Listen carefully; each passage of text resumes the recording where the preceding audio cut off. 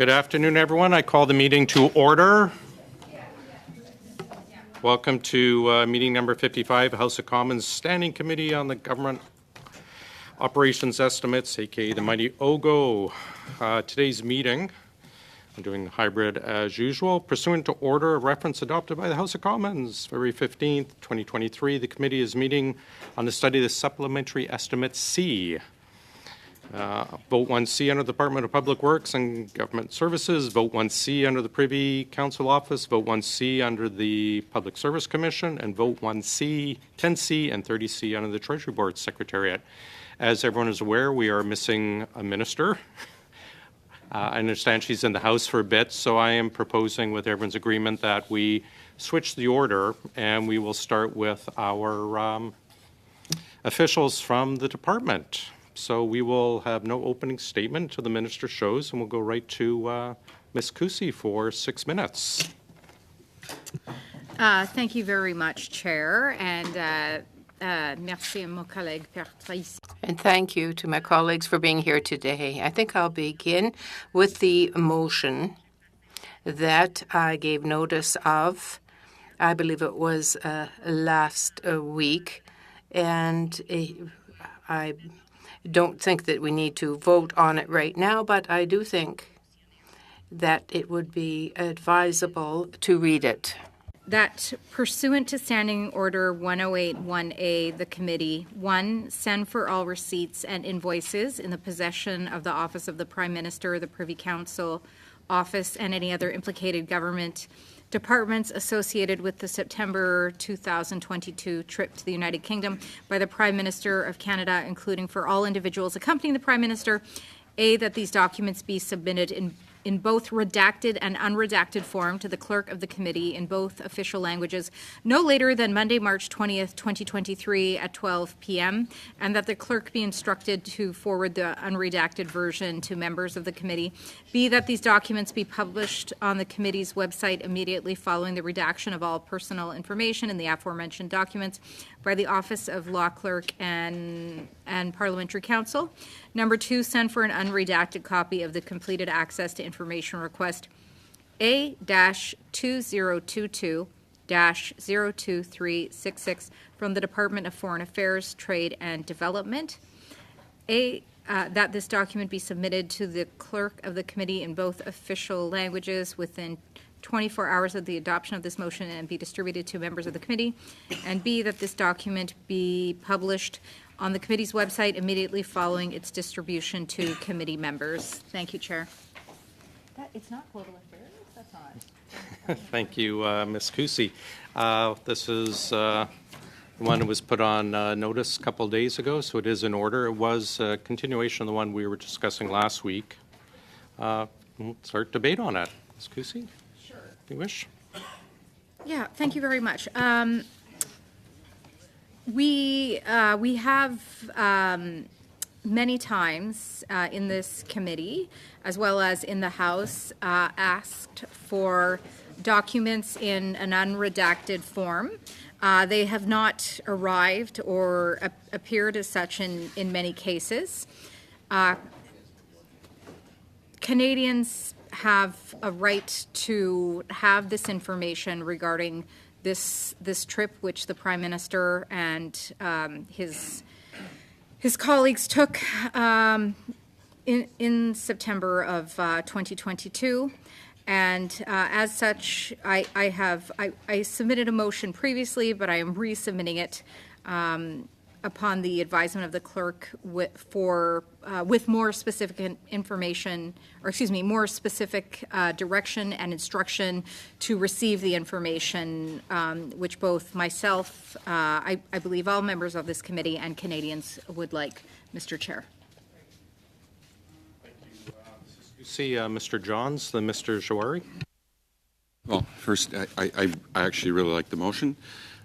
Because it gets us a look at what costs are being spent on travel, on trips, such as this. I mean, certainly it's a grave circumstance that brought the Prime Minister to the UK. I'm an MP from British Columbia, and as someone who had the lowest travel expenses out of all BC MPs in the last reporting period from 2015 to 2019 for me and my family. This is a big issue for me. In fact, I work really hard to keep my costs low. And I replaced 2 Conservative MPs that were always in the top 5 for British Columbia and Canada. So I think it's interesting to hear Conservatives bring forward motions like this. And I do want to talk about Prime Minister's trips. Like the Prime Minister Harper spent $1 million on his Middle East trip to, back when he was the Prime Minister, $65,000 to do a Keystone XL advertising trip to New York, included what? It says here, coffee services, $6,600. $3.4 million for an Arctic trip. Between him and Governor David Johnston, they spent $4 million traveling on jets over 3 years. When he went to the World Economic Forum, he spent $636,585, pretty close to the Prime Minister Trudeau's $678,000. And Senator Wallin, he defended her budget of $350,000 for travel. It's a lot for me when mine was $25,000 for a year to travel all the way from Vancouver Island here 20 times. And we know the former Justice Minister took a helicopter ride, which cost taxpayers a lot of money. So I think if we're going to look at this, I want some comparables. I think it's good for us to in support of this motion. I think we should add a trip from the previous Prime Minister so we get a good look. And Prime Minister Harper went to South Africa to pay tribute to Nelson Mandela, who was a hero to many of us. And I'm glad he went to represent Canada. But I would like to have a same analysis done of Prime Minister Harper's trip to South Africa to get an idea of what the spending looks like, this out-of-control travel spending between prime ministers.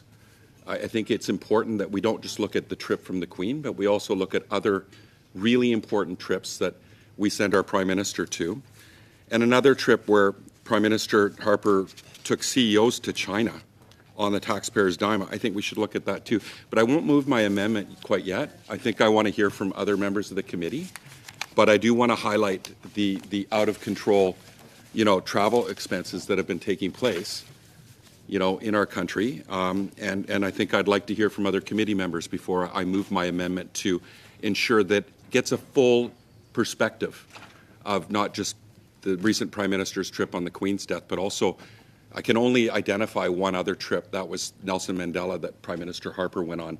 But I think we should apply the same principles and examine both trips equally so we can see what different prime ministers are doing in terms of spending. I think that would be a fair and reasonable thing to ask. And I can't see why Conservatives or Liberals would want to, if we're going to support this motion, would be afraid to fully look at that trip as well. So, but I'll let, Mr. Chair, other members speak before I move that. Mr. Jory?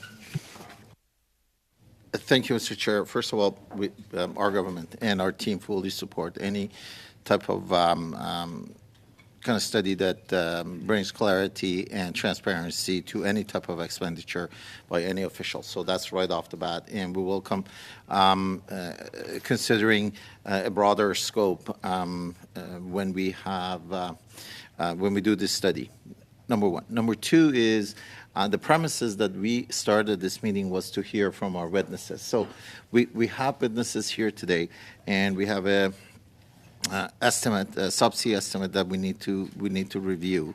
And given the premises that we agreed on to start the meeting, reversing the order of the committee and start with the officials here was to be able to get some questions. So I'd like to move a dilatory motion that we move this part of the debate, which I welcome very much, into the later part of the committee business. And if we have to have a discussion to make sure that that part of the committee business is in camera, as it's in public, I don't have any problem. But my request is, can we please move this part of the debate to the committee business. I also am missing two colleagues that, based on the whip instruction, were staying back to acknowledge one of our colleagues who's given to Canada for over 14 years. So if the committee members would like to consider this dilatory motion to move the debate on this motion, which is, by the way, in order, to the committee business part, and we can have a dialogue around making sure that we are back and forth on whether it's going to be public or it's going to be in camera. Thank you. Just chatting with our clerk, does not believe it's a dilatory motion because it has a condition apply attached to it, but I'm sure we could just, as we've done in the past, just seek permission of the committee, but I'll go to Mrs. Cusi first, and then we can get back to that. Well, originally I was going to ask to get the Liberals' opinion on this. I feel we should just hash it out now. I don't really feel it's going to be similar to the Canadian elections, have any significant impact in the outcome of the vote, with a couple of people not being here. So I feel I think we should just move forward. I think we should just get it done. So, if we could move to voting on the amendment and then voting on the motion, Chair, that would sort of be my preferred method of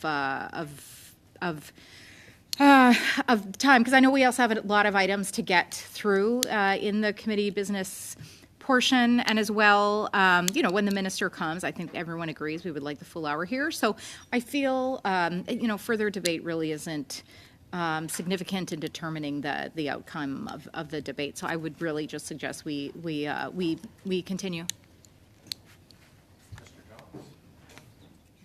I'm happy to move my amendment then, and then we can go into discussion on the amendment.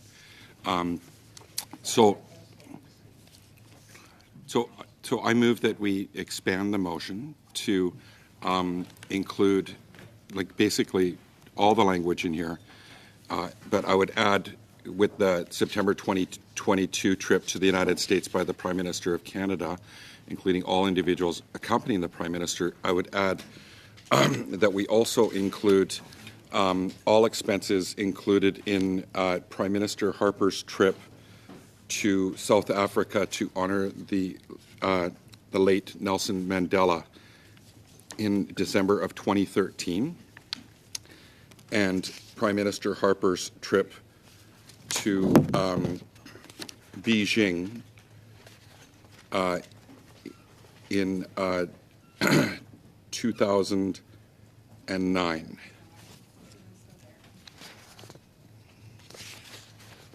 So that's the only lines I would add. So that would make it easy for this motion to include those other two trips. And I hope that all colleagues would be wanting to see a comparable of those two trips, that we don't have any understanding of what those costs were. Mr. Johns, can I interrupt for a sec? Can I get you to just read that back again for our clerk to follow along? So that, that basically, in the first paragraph, after, I can read it. I'll just read number one. Send for all receipts and invoices in the possession of the Office of the Prime Minister, the Privy Council Office, and any other implicated government departments associated with the September 2022 trip to the United Kingdom by the Prime Minister of Canada, including for all individuals accompanying the Prime Minister, and for the trip and for the trip for the Prime Minister Harper's trip in December 2013 to honor the late Nelson Mandela, and Prime Minister Harper's 2009 trip to China that included CEOs. And that would be it.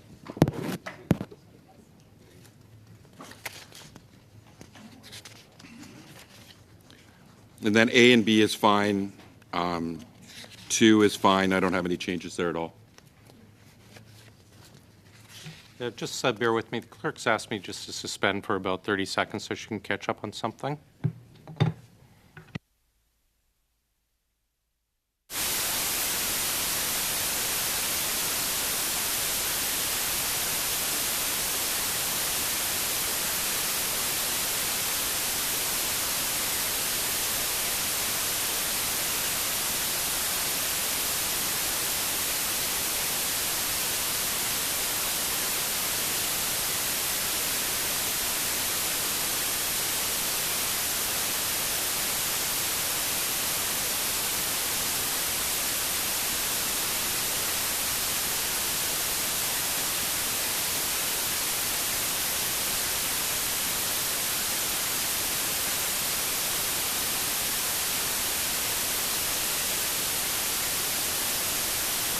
Folks are back. Ms. Thompson, go ahead.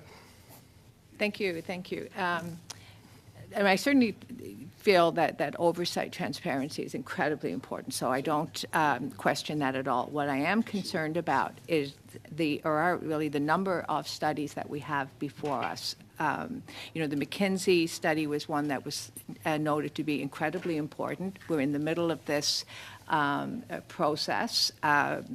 We had another layer, which I absolutely agree with, to the study, which is to include other consulting groups and really allow for that comparative and expand the scope of the original McKinsey study. Plus, we have an outsourcing study with the work that we're already carrying on shipbuilding, which, as you certainly mentioned many times, it's such a significant amount of financial interest for Canadians.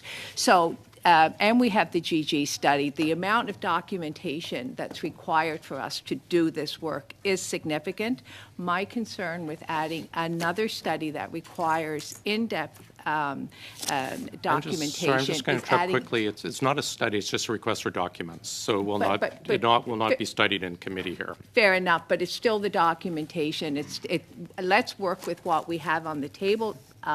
Let's move through at least a significant number of the items before us, and then add to our work list. But I think we have layers of documents that we need to review, and realistically, adding more documents at this time is not going to move our agenda forward. I think it's adding an unnecessary burden at this moment on the staff. So I would really, while I think it's incredibly important to look at this, I think that we can put this on the item of things we need to look at as we go forward, but let's really go back and focus on the work that we've said is a priority and ensure that we spend the time reviewing the documents, and there's quite a number of them.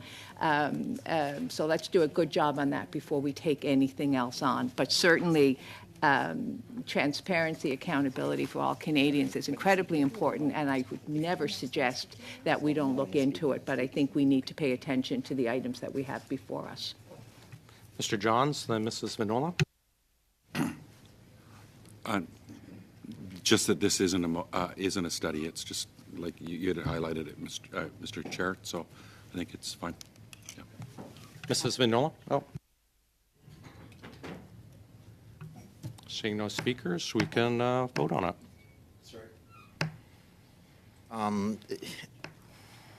Mr. Chair, Minister is here. We can proceed into hearing witnesses. I've reiterated, if I have to, I'll move this time properly a dilatory motion to adjourn the debate on this. So don't want to do that. We had agreed that we can have that discussion during the in-camera, but if not, I'll move the dilatory motion to adjourn debate.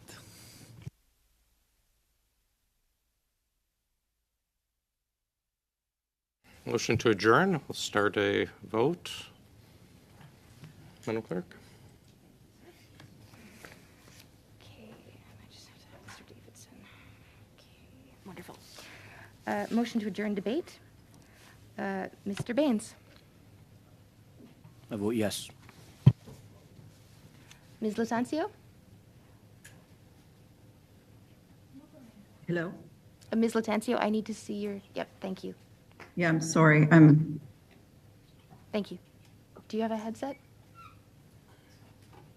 Okay, let me put one on. Can you go to the others? Mr. Juari? Yes. Mr. Kazmierczak? Mr. Kazmierczak? Sorry.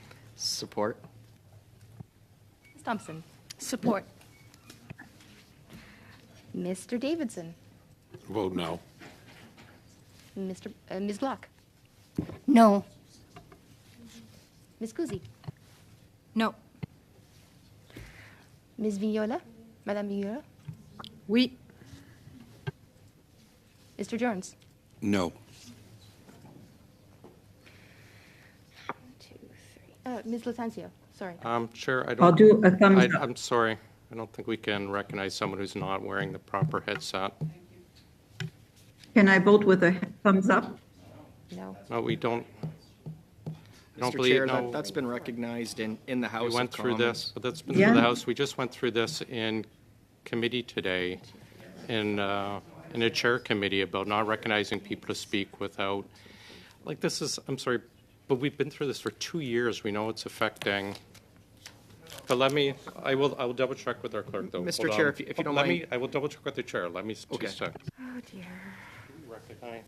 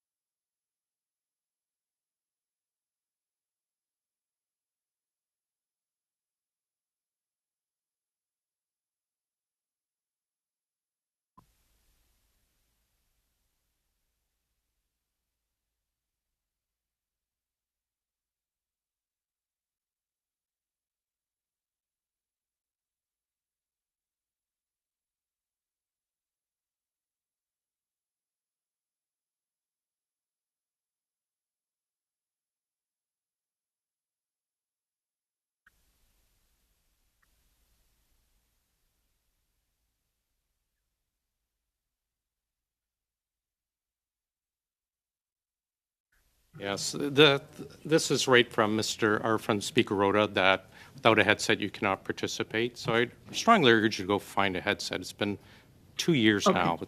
I'm sorry, this is ridiculous. Excuse me. Mr. Jari is right that they do have the vote, so it is adjourned. But please, I urge everyone to get a headset.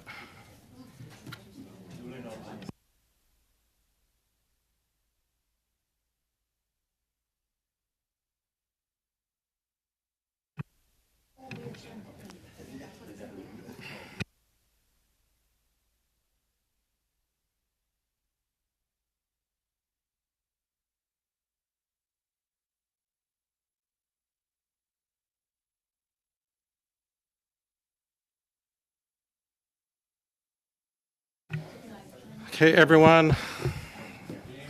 Yes, game on. We're reverting to the original order of business. Minister Forche, thank you for joining us. Hello, Mr. Chair. You've been on time. I know this would have happened.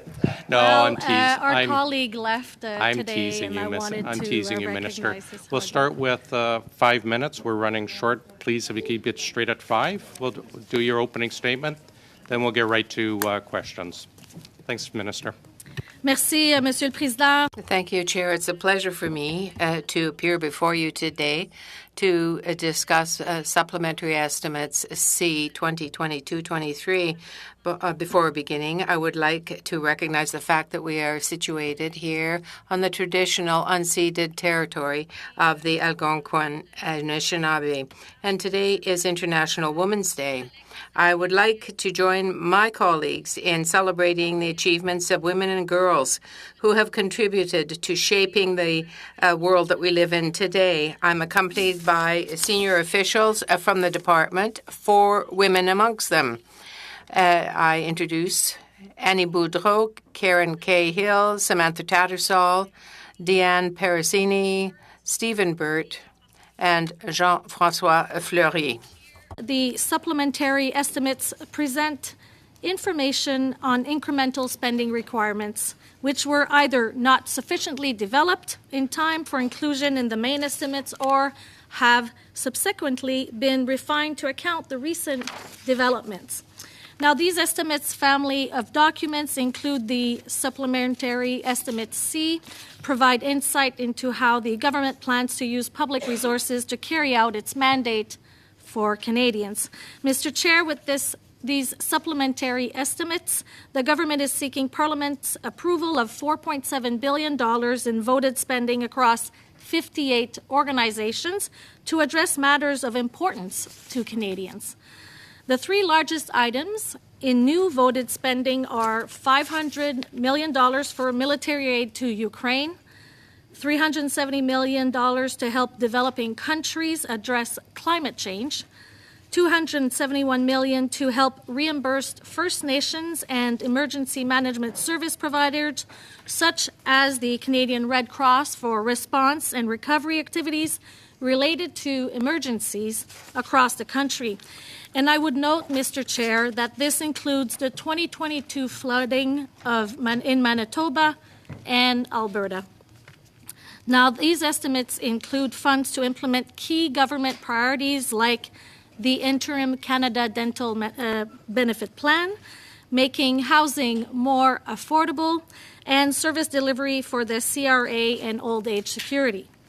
In my own department, as you know, the Treasury Board Secretariat, we're making investments towards strengthening protections for whistleblowers, improving mental health support for Black public servants, and developing a new inclusive language training framework for the public service. I will also note that statutory authorities which receive Parliament's approval through separate legislation are included in these supplementary estimates to provide a more complete picture of department's total estimated expenditures.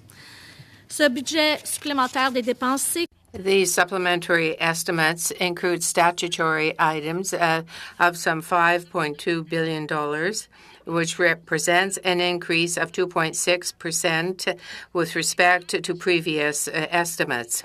And also, there is a $500 one-time benefit for housing for the 1.8 million people, families and persons who are of low income. Mr. Chairman, the Canadian population needs to know how their money is being spent. And this is why we are continuing in these budget documents to use Infobase of GC and other open government portals to produce reports.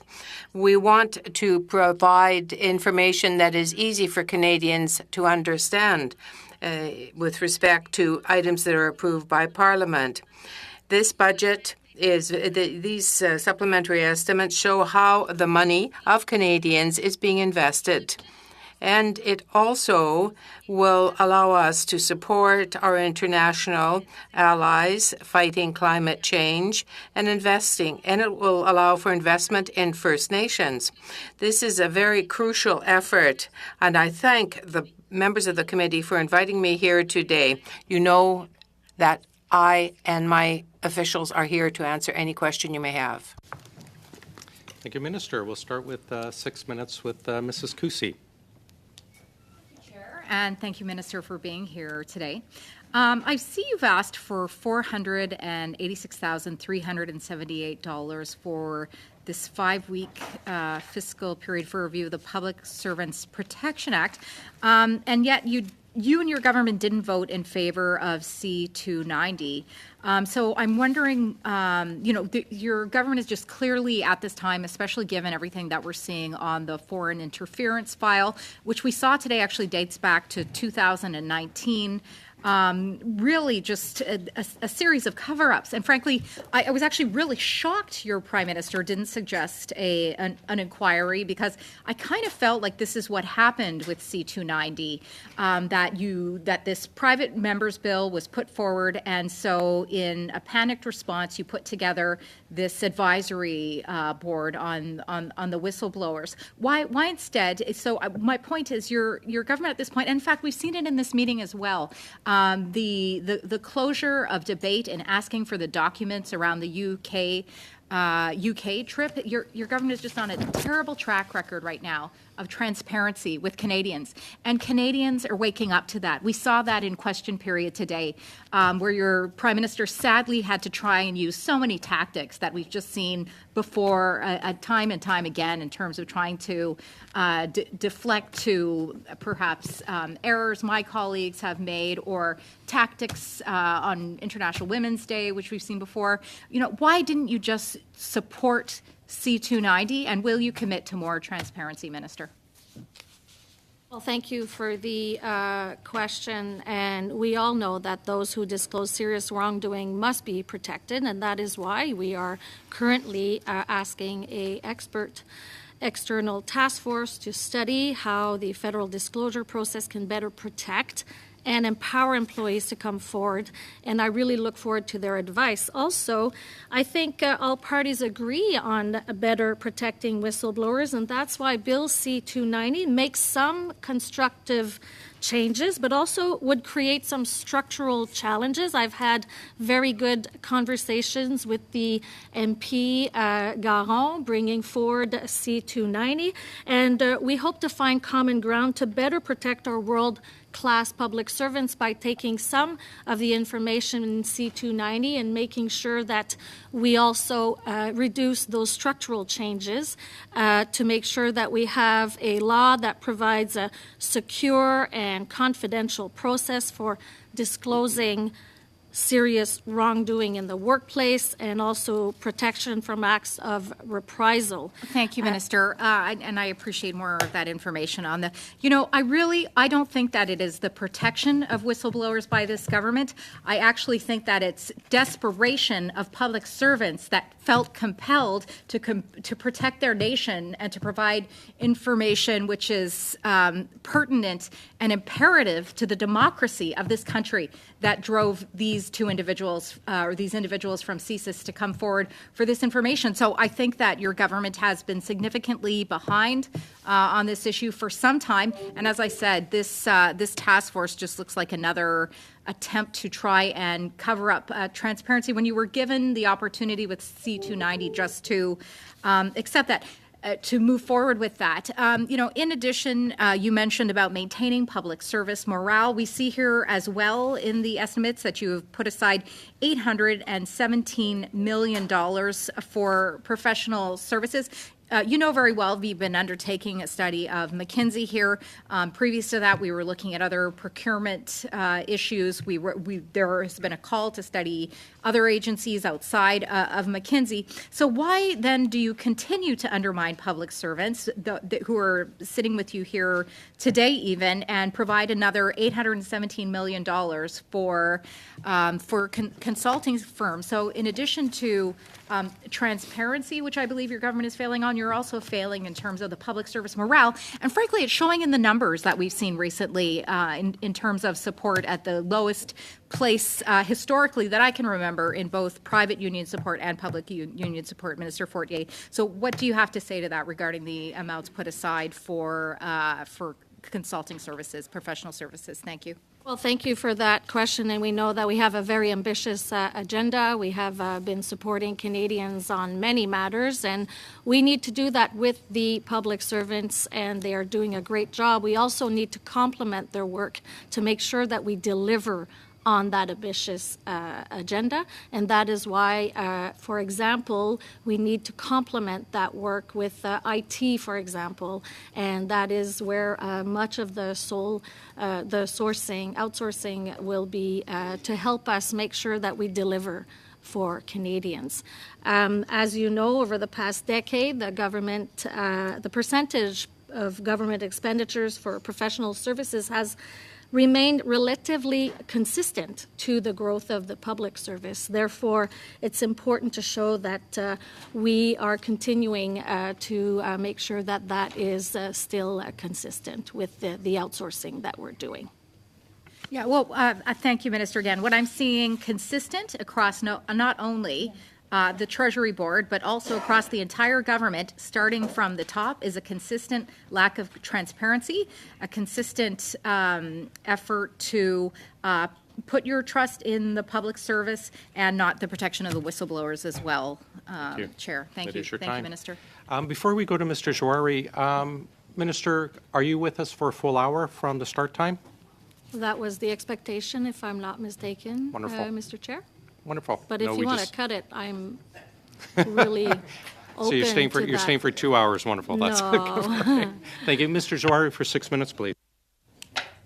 Thank you, Mr. Chair, and welcome, Minister and officials, once again to our committee. Talking about the transparency and accountability at the highest level, which is quite evident in our government, let me start with the mandate that the request by the Prime Minister to you and Minister Jacek about reviewing the McKenzie file, which this committee has been engulfed for the last number of meetings. Can you quickly provide an update of where you and your department is in your findings, and there's any timing that you would be able to be in a position to provide us some feedback? Thank you for that question and ask for the update. Yes, the Prime Minister has tasked me and the Minister of Public Services and Procurement to review the matter and to take a close look at the circumstances and numbers. And this government, as you know, will continue to maintain the highest standards of openness, transparency, and of course, of fiscal responsibility. Now, the review is currently underway, and we will be delivering to the committee upon its completion, which we are looking at end of June. At the same time, I just wanted to inform the committee that our government continues to advance the priorities of Canadians, including, of course, good jobs for the middle class, safe communities, continuing to protect the environment, and building a country where workers and families have the best chance to succeed in these very uncertain times. And I know that Treasury Board has already provided to this committee with McKinsey contract data, and later this month, the department's internal audit team's reviews are due to TBS, so that gives you a sense of where we're at in the work. And our final report should be due by end of June, so in the summer. And we will continue to share information with the committee just as you requested. And again, I want to invite the committee to feel that they can share with me and my team their thoughts on the work that we're doing. Thank you very much. Thank you, Minister. Another concern was raised, or another question was raised around the significant portion of the funding on professional services, specifically outsourcing, to the tune of $870 million. Can you, for the Canadians who are watching this committee, especially in as it relates to the estimates that we are about to approve, can you talk about how important these contracts are vis-a-vis the strategic direction that we need to take as a government to make sure that not only our departments are equipped to do the work that they need to do, but also the Canadian to receive the services that they need to? Well, thank you again, and I think it's important to say that we do have an ambitious agenda, and we want to deliver on it. And of course, the Government of Canada is providing high-quality services to Canadians while ensuring, of course, best value for taxpayers. And as I said earlier, and I will repeat, the procurement of professional services is used to complement the work of Canada's professional public service by meeting unexpected fluctuations in workload, and also to acquire special expertise. One of these special areas, as I was mentioning earlier, is IT service. And as we modernize legacy systems and further digitize operations and services, increased investment in IT is essential. And therefore, where it makes sense, we use internal resources, and when we need to, we supplement those with external resources who have special expertise, as I said earlier, or allow us to address those fluctuations in workload. And the decision to use procurement to meet operational requirements rests with the departments and falls under the responsibility of the deputy head. And we will continue, as I said, to support and to deliver on our ambitious agenda. Thank you, Minister. Now to the frozen allotment. Probably you or your official could shed some light.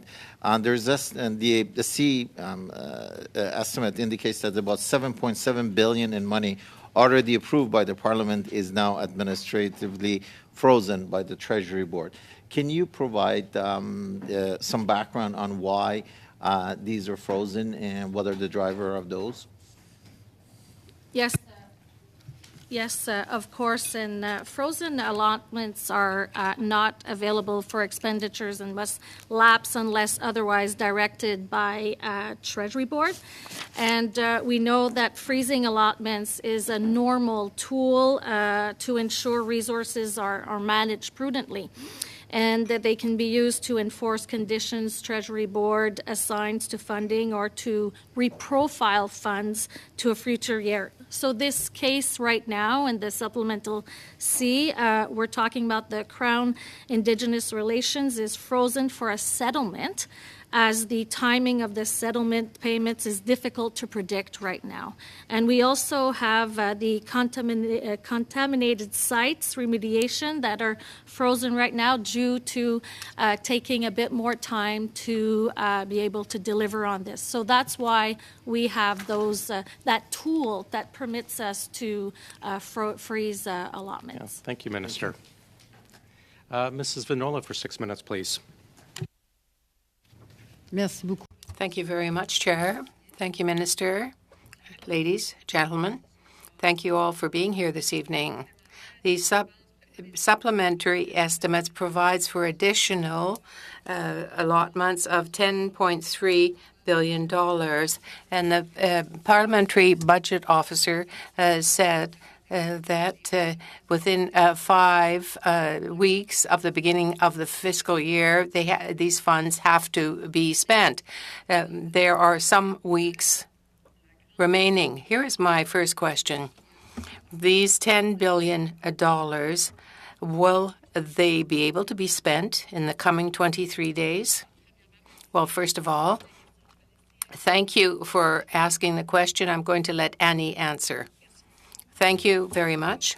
As you know, the Public Administration Act says that we have to obtain the assent of Parliament in its Section 26 for all expenditures of this type. That is the maximum amount that has been cited. We use in Canada which is something that is called accrual accounting. And if I receive something today, but I get it near March 31st, but if I only am billed in April or May, I can take the monies that was put in the subs C to pay for that. And that's this type of financial exercise. It counts. In past budgets, and we have spoken about it, where sums lapsed. What amount of previous budgets, 2022, 2023, sub A or B, are still remaining unspent? Well, we'll have a better idea. Once we do the books, we close the books on March 31st. And you know that it is in the fall that these supplementary estimates will be presented. We have the $35 billion dollars. And in addition, the department has asked for an in-depth accounting of expenditures. We do have the mechanisms there in the budget to ensure that the necessary money will be there to meet the expenditures. And at least this is the reason why a lot of departments don't spend a lot at the beginning of March, because they want to be sure that their monies are protected and there won't be a March madness of spending, as we often hear about. Thank you. $1.9 million for the TSB represents some 80-some thousand dollars, which will be for the employees that have blown the whistle, who are considered whistleblowers. My colleague from Mirabel brought in a very important bill at the time to protect whistleblowers. But on November 29th, 2022, there was a task force of the government that was set up to look into this matter. So what is the status now of the task force? Well, first of all, let me thank you for asking the question. That bill contained many good things, but there were also things in this C-290 that would have changed the level of the structures. And we are in the process of discussing this to see how it can be improved, given the fact, that we really want to improve the bill itself. The committee is doing its work. The task force, it will require some 12 to 18 months to do that, and then there will be a report that will be made proposing recommendations, strengthened recommendations, I might say. So the sums of monies and the $486 million represent the salaries and the administrative costs for this group. Yes.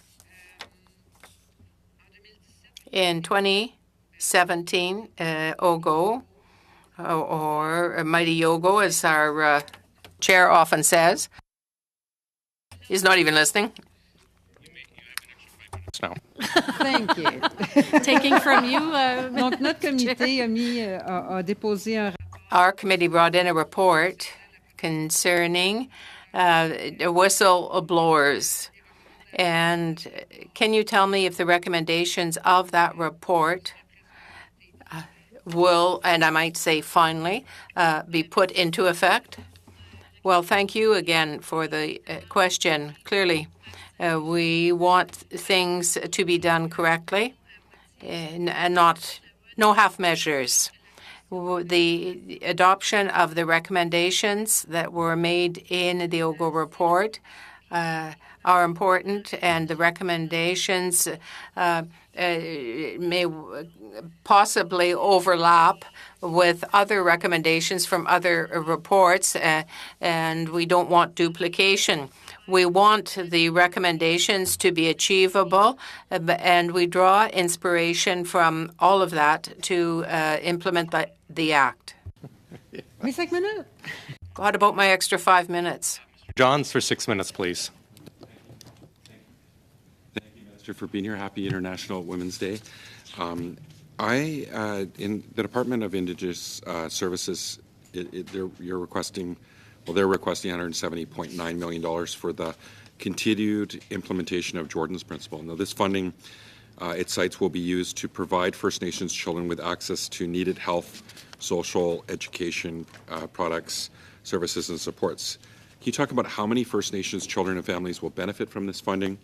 And given that the Canadian Human Rights Tribunal determined victims and survivors of the federal First Nations Child and Family Services Program could have been compensated any time since 2016, when will the Government of Canada begin compensating them? Well, thank you for that question, and it's a very important question, MP Johns. I could get a more specific response to your question on the specific numbers. I know the amount will be used, of course, to advance. Annie might have some specific numbers to share with you today. Thank you, Minister. Since July 2016, the Government of Canada has funded over 2.36 million requests for products, services, and supports for First Nation children under Jordan's Principle. I guess, in terms of the compensation, I'm going to go to another question, actually. Given that the government is still fighting the Human Rights Tribunal's decision, It'd be interesting to see, what you're paying lawyers to fight the decision. How much are they allocating, is the government allocating to keep fighting cases that Indigenous peoples have brought against the federal government? I know how important this is. Question, MP Johns, I would have to go to the minister responsible to understand those specific requirements. We are, of course, having an amount to support the children. Therefore, if you want me to ask the minister, I can do so. Okay. We'll look for that from you. In terms of the agreement in principle right now that's in place, that sets the framework for ending the federal government's discrimination in child and family services, and Jordan's principle, over 5 years. What is your government doing to ensure the discrimination doesn't recur in year 6 and beyond? Again, as you know, we are working very hard, and with every parliamentarian also to make sure that we don't have any more discrimination. We have a lot of work to do, of course, but specifically to your question, I would address it to the minister responsible to share the strategic plan that they're moving forward. And I think that we know that we are investing and we are bringing forward those. I hope I'm not going to get that in the next question, because you're the one who supplies money to these departments. And the minister responsible is the one developing the so strategy. Your government also committed allocate sure. the resources. Okay, your government also made a commitment, $4.5 billion in terms of an annual permanent transfer for mental health and substance use. There's $875 million that still hasn't been spent on the promise so far to date. Meanwhile, we're in a crisis, as you know, when it comes to mental health. Now, the recent healthcare bilateral agreements with the provinces and territories, it provides temporary funding of $2.5 billion annually to be divided into 4 priority groups, one of which includes mental health. It's far from what you promised in the transfer. And now, with multiple coinciding crises, facing emergency department closures and health human resource shortages, why has your government significantly decreased its funding commitment? We've got a toxic drug crisis. We have a mental health crisis that's happening in our country. Thank you for that question. I have to say we are investing in mental health, and we know that a very important agreement is happening right now with provinces and territories to make sure that we deliver on mental health care across the country. I think we need some more transparency, because we don't know what's in those agreements. We need to know. People need to know. We're far below our peers, and when we look at France and Britain that are at 12% spending on mental health. In Ontario, it's 3%. In my home province, it's going to be closer to 9% with the recent $1 billion commitment from the EB government. We need the federal government to step in and ensure there's parity with physical and mental health. Well, I was in my writing this week. I had a parent just write me, and his son is addicted to fentanyl, and he said that he's going to have to sell his house because his son's in treatment. Now, if his son broke his neck, he'd get covered. Mm-hmm. He shouldn't have to sell his home to save his son's life. That shouldn't be happening in a country like Canada. And I hope that you'll fulfill your commitment. We are investing important amounts in mental health. And Minister, I know that in my writing, if I may, in my writing, I was at Recovery for Care this week. Important amounts for safe supply has been also Minister, invested in communities. Minister, you're spending $33 million a year on your substance use assistance program. That's peanuts for how many lives are being lost. We are investing. People are dying. You're not acting like it's an epidemic that it is. You've never invested so low on such a health crisis. SARS. You can name every health crisis. The HIV epidemic, the COVID. This is a drop in the bucket for how many lives are being lost. We should also recognize that the federal government, the current federal government, has invested incredible amounts during not only the COVID pandemic, but also if you spent 1% of what you spent on COVID, I'm sorry, that is our 1%. time. Yeah. You'll get another moment, Mr. Johns. We're entering second round, 5-minute rounds. 5 minutes, Mrs. Block. Thank you very much, Mr. Chair, and thank you, Minister, and your departmental officials for being with us. I just want to make a suggestion before I go into my questioning. While you're discussing Bill C-290 and perhaps the things that you like about it and the things that you don't, I would recommend that you take a look at a perfectly good OGO study that made recommendations to address the issues within this system. It's my understanding that that report has been basically collecting dust for over 5 years now, and it actually could be implemented for free. You've had parliamentarians undertake a study on this, so please do take a look at that study. Twice, Minister, you mentioned ambitious agendas, that you have an ambitious agenda. I think an ongoing issue with the department plans has been the departments setting departmental results to be achieved with the money provided to them, but with dates and actual targets set as, and I quote, to be advised. This has been brought up each time for years. You wouldn't get a bank loan for a lemonade stand with to be advised, setting targets to be advised. A full 25%, 1 in 4, had no stated goal for results to be achieved in the year. Why do you expect Parliament to approve money when there are no goals or targets attached to that? Thank you for your different comments. I do want to mention that C-290 is going to be part of course, our study to continue to reinforce the law for whistleblowing, and also the OGO committee that tabled the report. There is good in there that we will be using, and I did, of course, mention earlier that it will be part of, many of it will be part of strengthening the Act. Now, when we talk about transparency, responsible financial management, our government is committed to it. We bring monthly financial resorts that are posted and reported in the Fiscal Monitor. Our departments provide quarterly financial reporting. You know that also annual audited financial statements are published in the public accounts, and we also table, as you know, departmental plans and departmental results reports. As for your information, we will be tabling the departmental plans tomorrow. And outside of the pilot project that I'm sure someone might raise that we did in 2018-19, our government has tabled the departmental Thank you, plans Minister. later than March. You have not answered my question. I will move on to another question.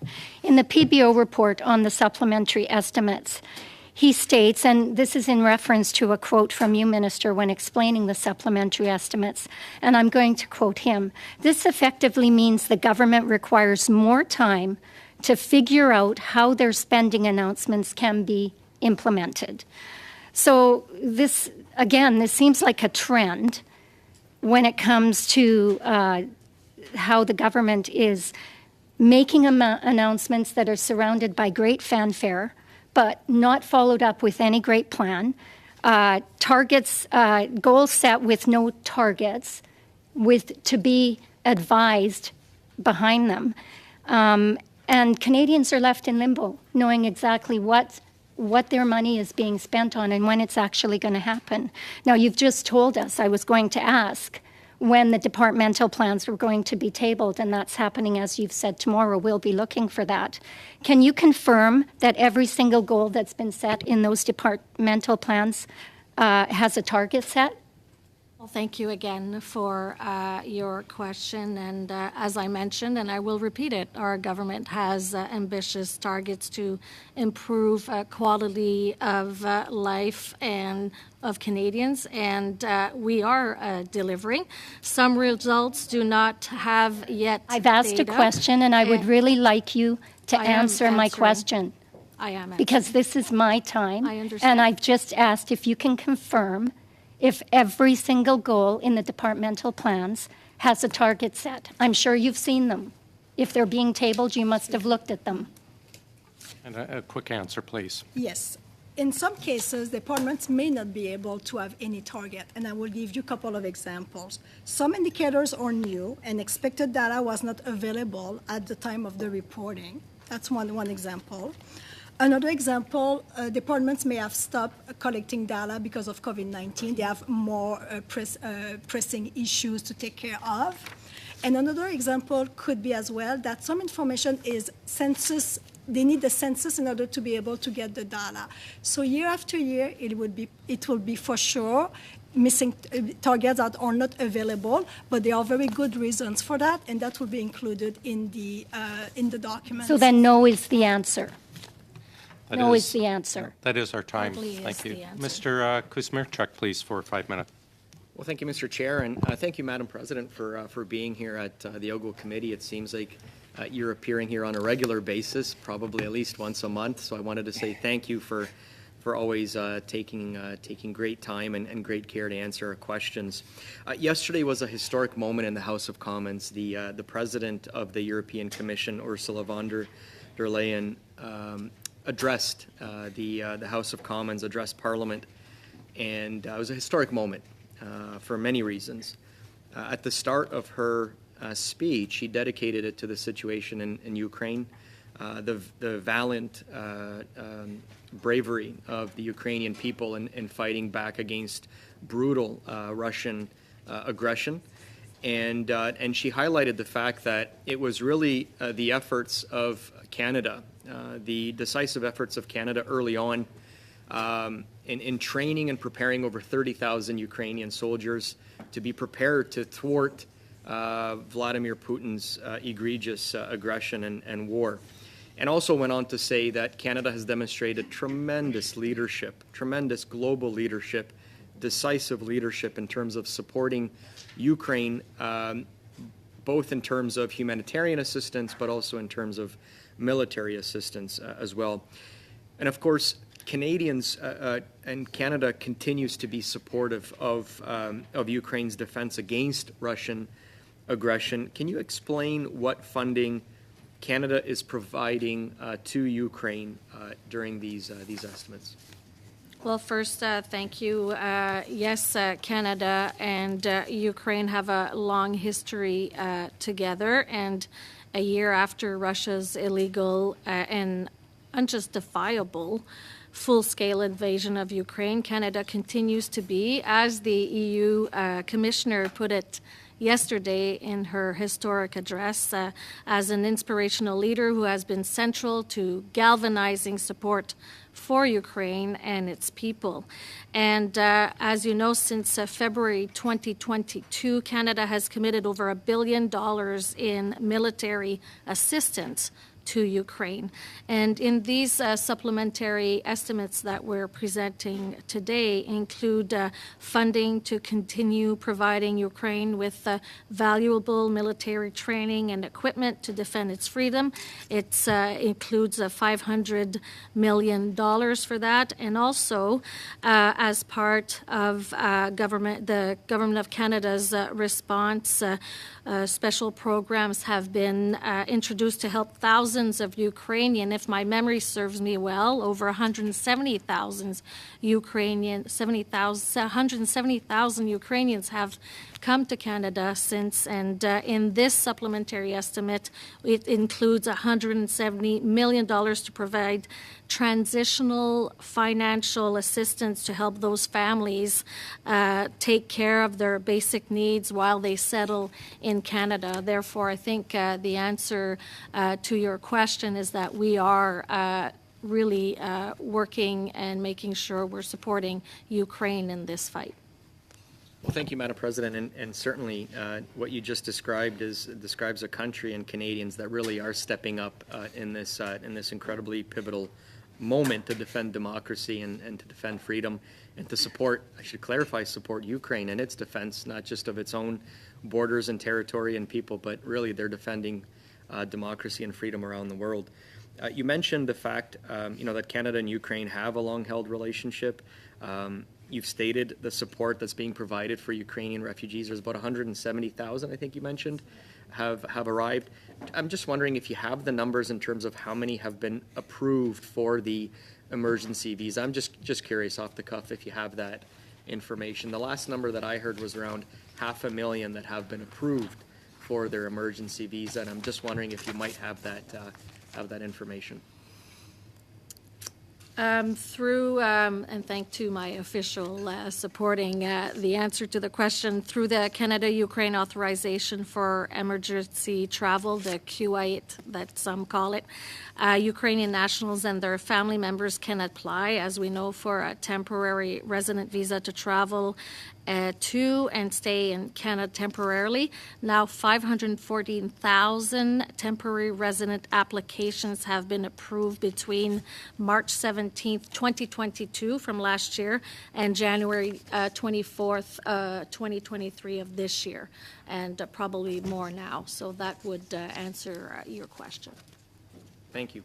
Thank you. Mrs. Vinola for 2.5 minutes, please.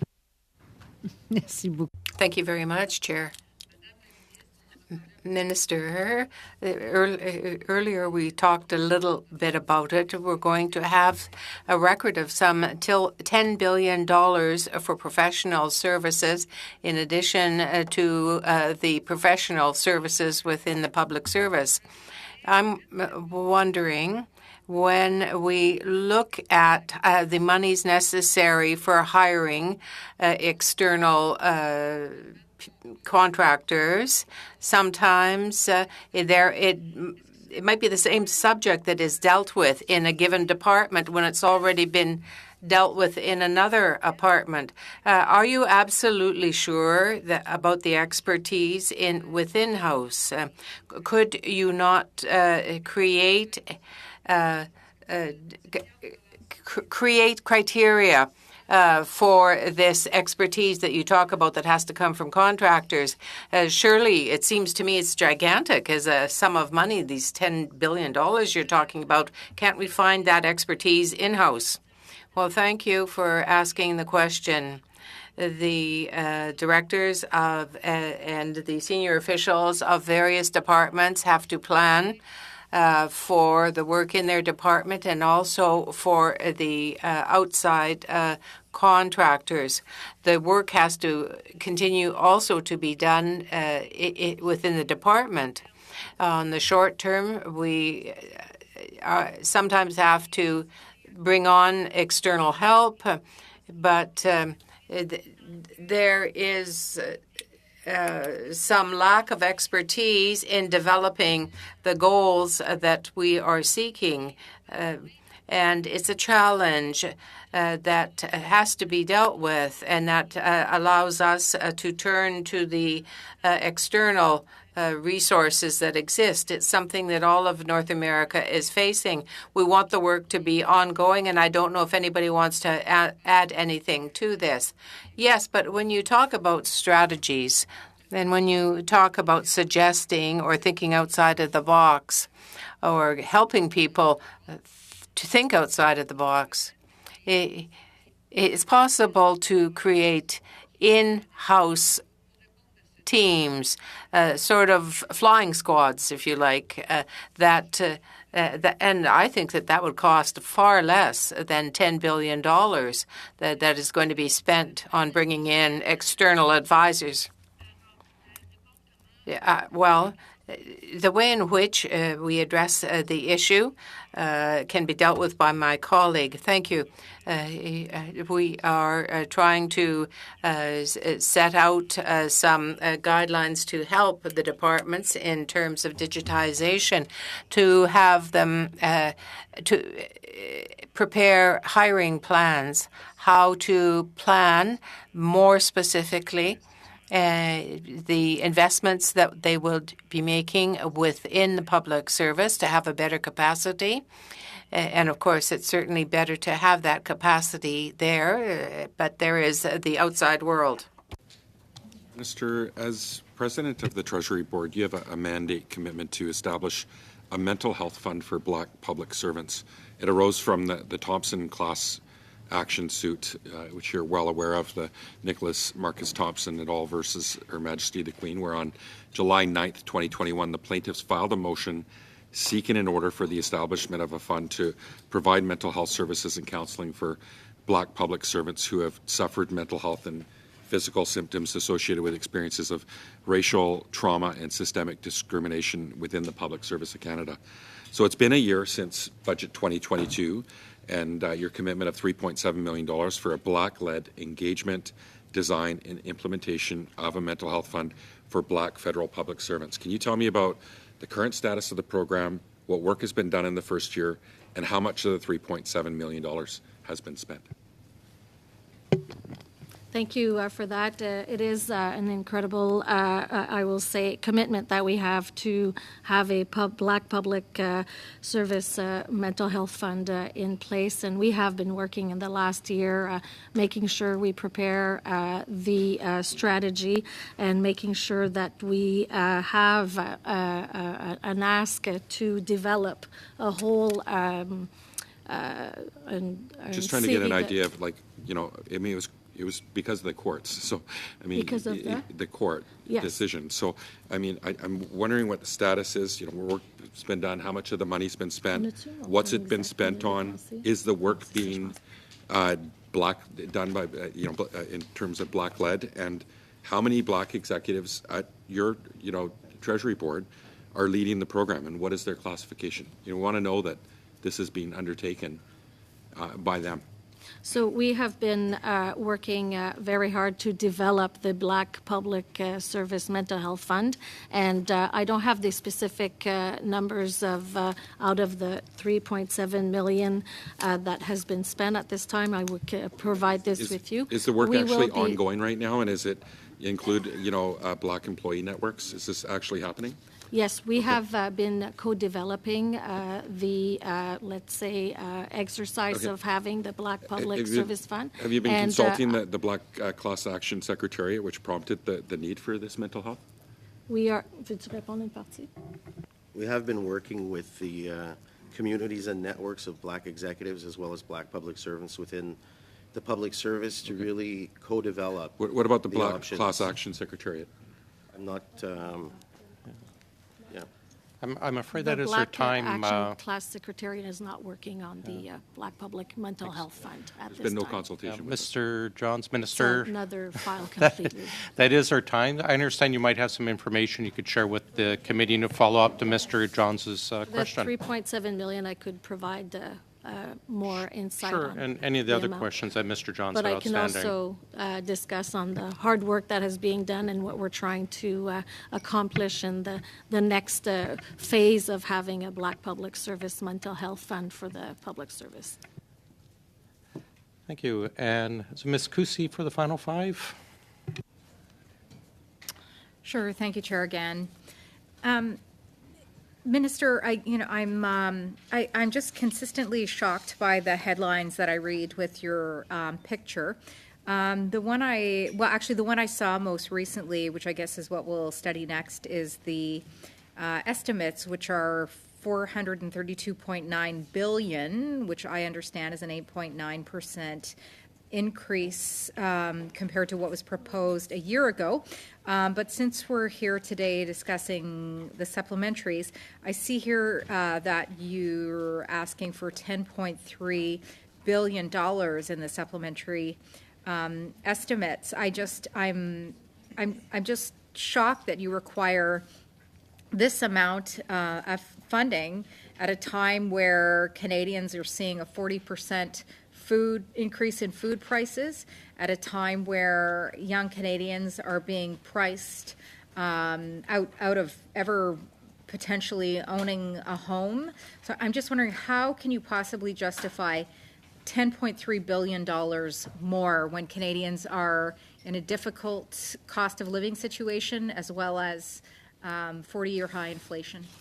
Well, thank you. Actually, I'm asking, seeking approval of $4.7 billion for priorities in this supplementary estimates to provide ongoing military support to Ukraine and financial assistance to Ukrainians who have come to Canada to escape the conflict. I'm also asking for reimbursement Indigenous communities for costs incurred on reserves due to emergencies such as natural disasters, also providing First Nations children with health, social, and educational services and support, and also helping developing countries transition to low-carbon economies as part of the global fight against climate change. This is what I'm seeking approval for today.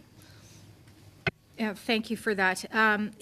What I can't understand as well is that given these incredible amounts of billions, and as I said, a potential, or what is a 9% increase foreseen in the estimates compared to a year ago, that's a lot of money. I don't know how many Rolexes or BMWs that would purchase. But I will say that in addition to this large sum of money, there are many services for Canadians which are not being delivered.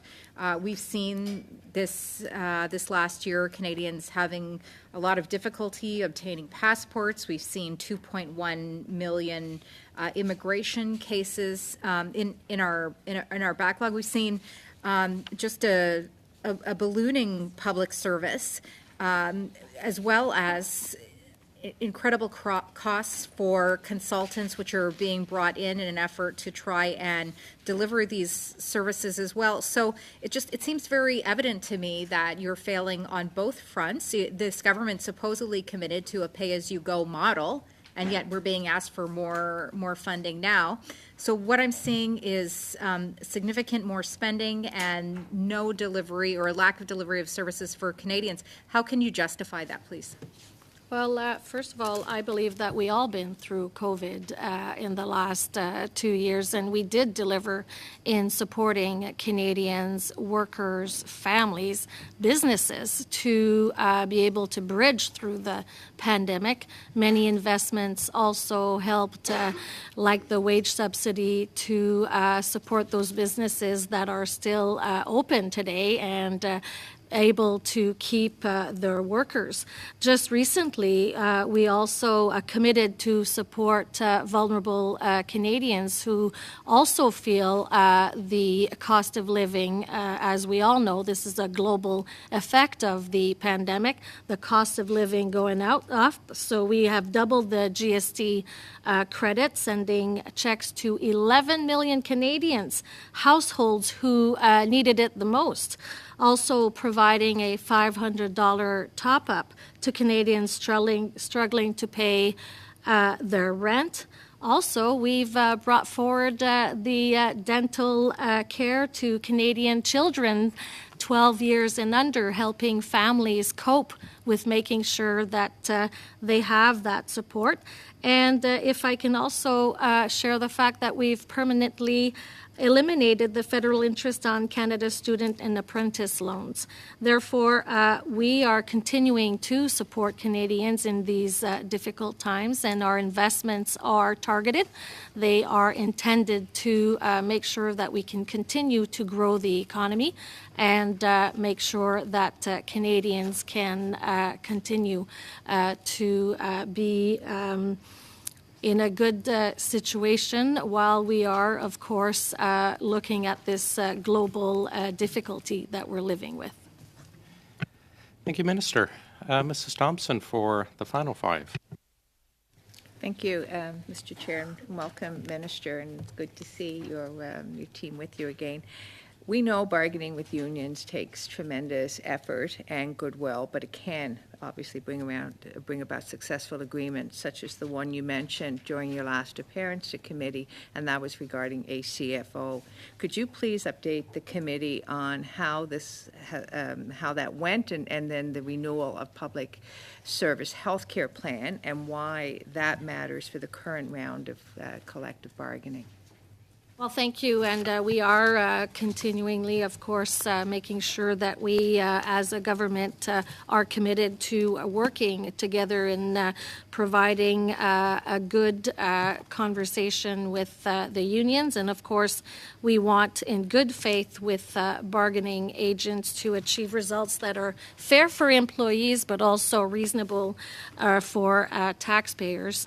And I have to compliment the fact that one success of working all together is the fact that the improved public service healthcare plan shows that we do achieve something very important when we work together. Just to give you a bit more information on this plan, this modernized plan, I should say, will provide and improve support for mental health by increasing coverage for psychological services and reducing barriers to access. It provides also greater access to hearing aids and mobility devices like wheelchairs, which was requested during the negotiations. It also improves coverage during parental and caregiving leaves, which is a reality that many Canadians, public servants, live with today. And also, for the first time, it provides coverage for gender affirmation. And all of these improvements come at no additional cost to the taxpayer. I thought you'd like to hear that, of course. And I'm very grateful to bargaining agents and federal retirees for their collaboration to make these improvements happen. And as we know, when there's a shared commitment to work together, we can deliver positive results. And this is what we will continue to work with as the guiding principles for the current negotiations we're having right now. Thank you, and well done on that. I'm going to switch to climate emergencies, and we know that they're becoming more dire each year. And I certainly, in Atlantic Canada, in my province, we saw that a very short number of months ago. Indigenous communities are often some of the hardest hit. Could you please tell the committee what work is being done by the government to ensure Indigenous communities are being supported through tough times? Well, thank you for that. As we know, we've been providing supports to Indigenous communities, especially with the difficulties that we've been having with climate change, by supporting them with resources, and we will continue to do so in the future. Thank you. As you well know, there's been some misinformation surrounding the relationship between executive performance bonuses and departmental result targets. Can you share with the committee how this actually works? Can you repeat? I'm having a hard time hearing.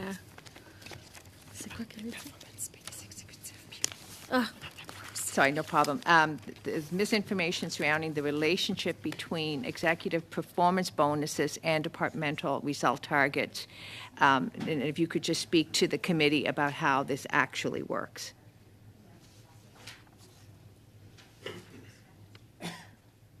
Thank you. Of course, we know that executive performance pay and departmental results, as you're asking, is something that we have to make sure we differentiate. So bonuses hold executives accountable for individual results, and this is different than organizational goals, which are dependent on policy decisions. Therefore, it's like apples and oranges to try to compare those bonuses with the departmental results.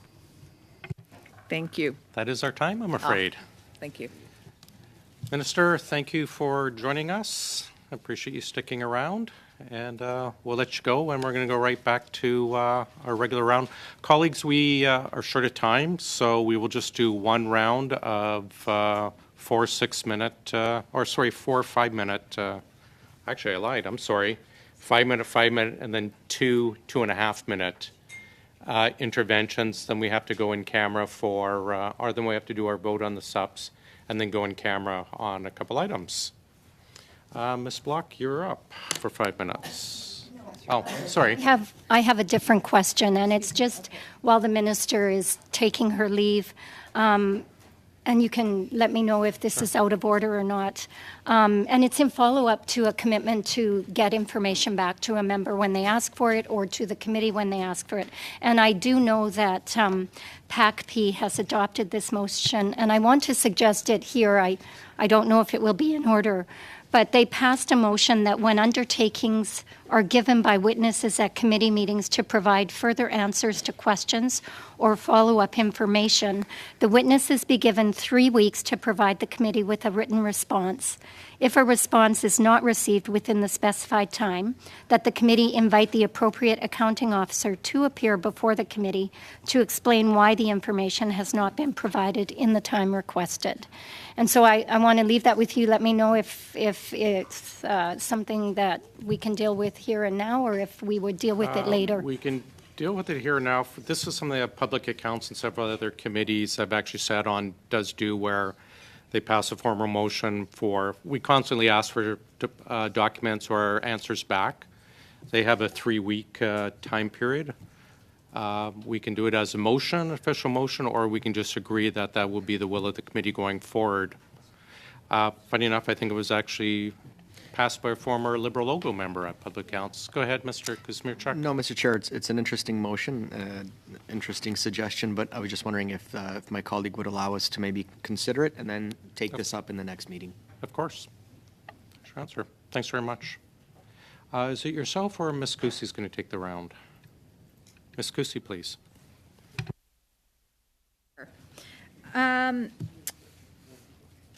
To what extent do voted authorities requested for public service insurance, reflect negotiated collective agreements this fiscal year? Thank you, Mr. Chair. These all voted authorities, so $160,000 reflect collective agreement entirely. So this is covered from previous collective agreement. We're bringing the funds in through supplementary estimate C. The $1.9 million in new funding the Treasury Board of Canada's Secretariat is requesting under Vote 1C program expenditures. $486,378 would be for a review of the Public Servants Disclosure Protection Act. This is a Budget 2022 initiative on February 15th, 2023, a private member's bill, C-290, an act to amend the Public Servants Disclosure Protection Act, was referred to the committee. In your opinion, would the requested funds support the 9 task force members' compensation? And for what else would these funds be used, please? This money will be spent to cover salary costs as well as research activities and secretariat support for the task force. Members of this task force are volunteers. Okay, thank you for that. Will the government implement all recommendations of the committee's 2017 report on the Whistleblower Protection Act as part of this review? They will be consulting a lot of specialists in the whistleblowing regime, as well as look at the recommendations that were done by the report for OGO, as well as the comments that were expressed during C-90, and do a report in 12 to 18 months from now. Okay, thank you. And how will Bill C-290 affect the legislative review process? I don't have that answer. I'd have to come back to the committee with an answer for that. Okay. The Office of the Parliamentary Budget Office notes that over $800 million in new cash is intended to pay for professionals and special services, which includes spending on external consultants. Since 2017-2018 fiscal year, spending on professional and special services has increased by over a third. As the employer of the public service, what options has the Treasury Board explored to increase reliance on existing capacity or hire new public servants rather than spend on consultants, please? Thank you for the question. I think I would like to demystify the professional services.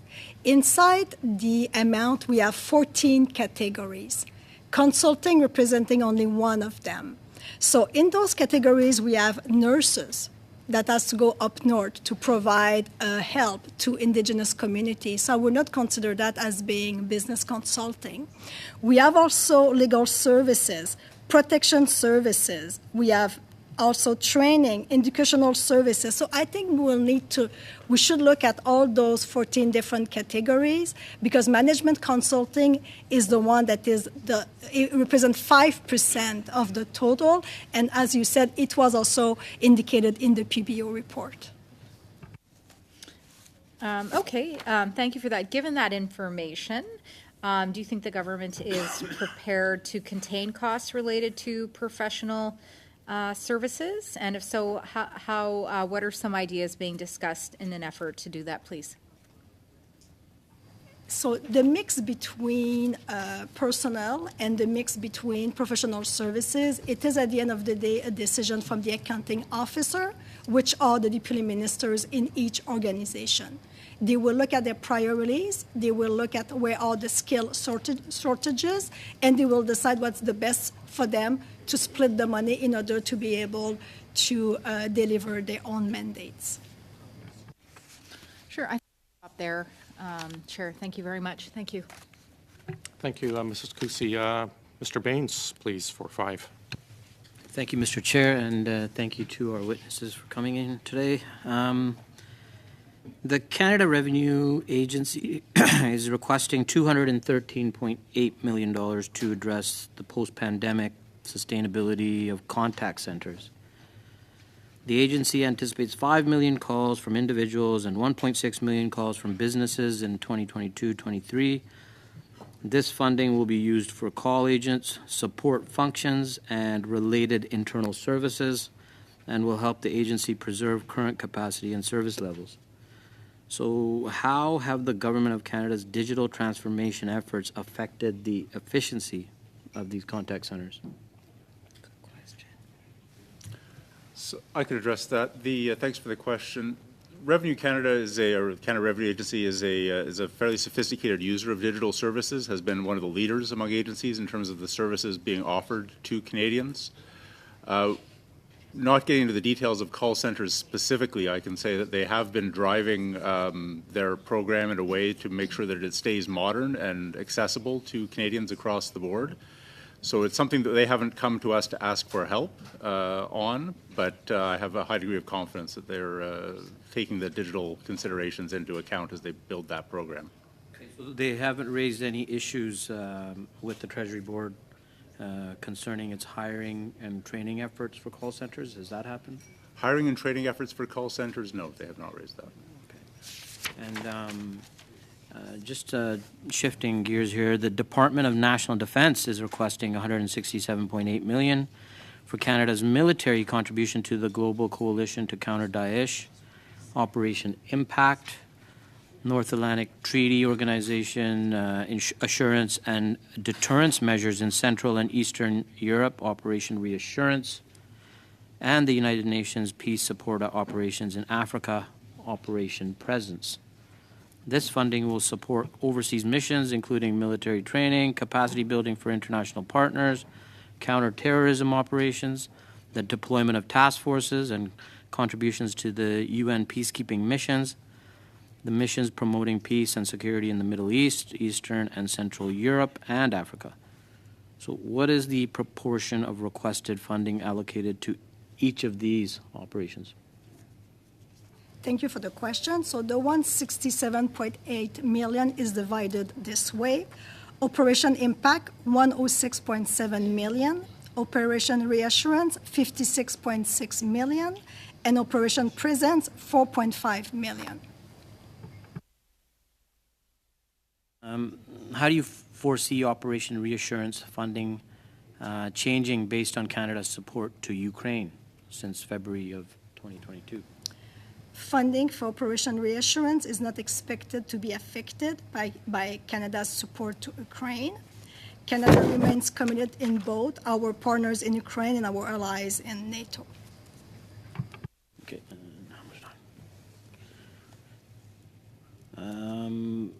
On the Department of Employment and Social Development, they're requesting $227.5 million to write off unrecoverable debts owed to the Crown for Canada Student Loans and Canada Apprentice Loans. Canada Student Loans provide financial assistance to students for their post-secondary education. So what proportion of the student loans does this figure represent? The amount that we find in the supplementary estimate C represent roughly 1% of the portfolio, and this is also consistent with the amount that you saw last year in supplementary estimate C. It's always about 1% of the portfolio. And how does it concern liabilities of Canada's balance sheets? How does the practice of writing off student loans differ from forgiving them? So the write-offs of student loans actually remove the debt from the accounts of Canada, but it doesn't legally discharge that debt. So in the future, the Crown does retain the right to be able to go back and collect or recover the debt, and the debt can be reinstated on our books at any time, subject to limitation periods or exceptions that may exist. Conversely, forgiveness of a loan, it's actually legally extinguished, so it waives the right of the Crown to reinstate that debt in the future and allows both the Crown as well as the debtor to permanently remove the amount from their books and discharges the liability. Thank you, Mr. Baines. Witnesses, thank you for being with us. That is your role done with us for today, so it's a pleasure to see you. I think we'll see you back in a few weeks for the main estimates.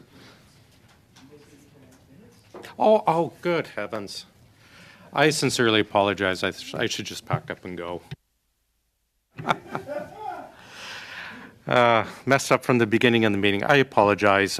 We have 2.5 minutes for the block and 2.5 for the NDP. I do sincerely apologize, witnesses, and Mrs. Vinola and Mr. Johns. Sorry, go ahead.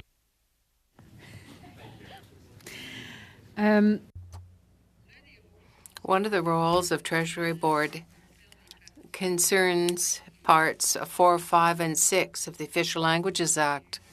And I had the opportunity to see a document in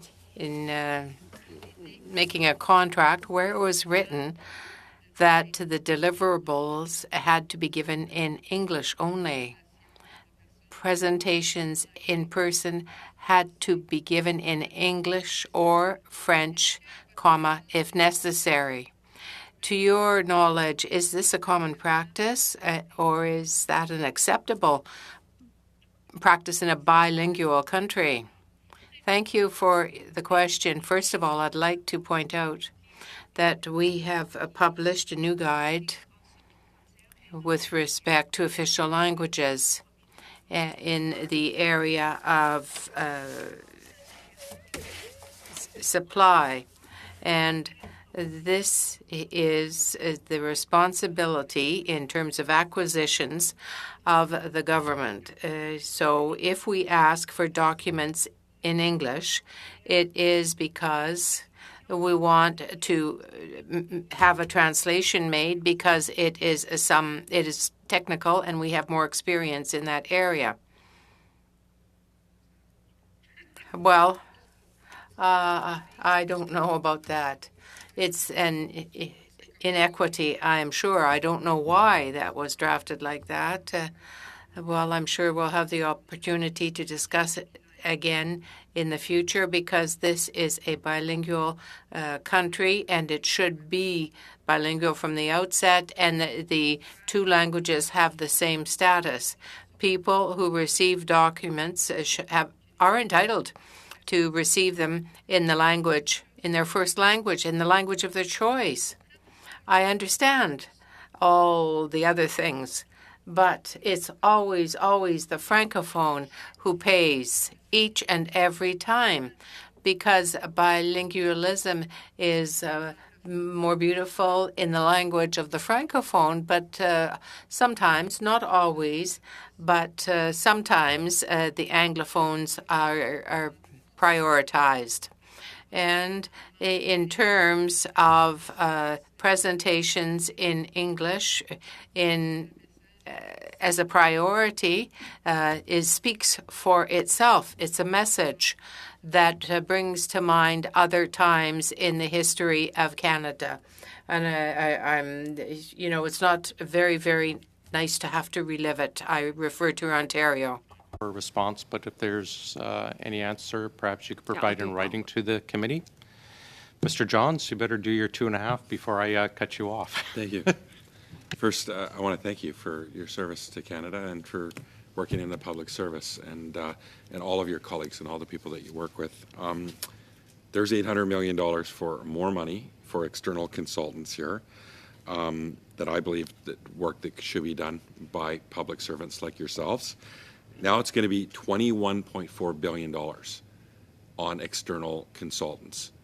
And this has gone up fourfold under the Liberal government. That's actually when it was back to 15. Now it's even more. Doubled under the Conservative government. It's tenfold from a decade ago. I mean, it's a runaway ship. And we know consultants are in it to make sure they've got work for themselves.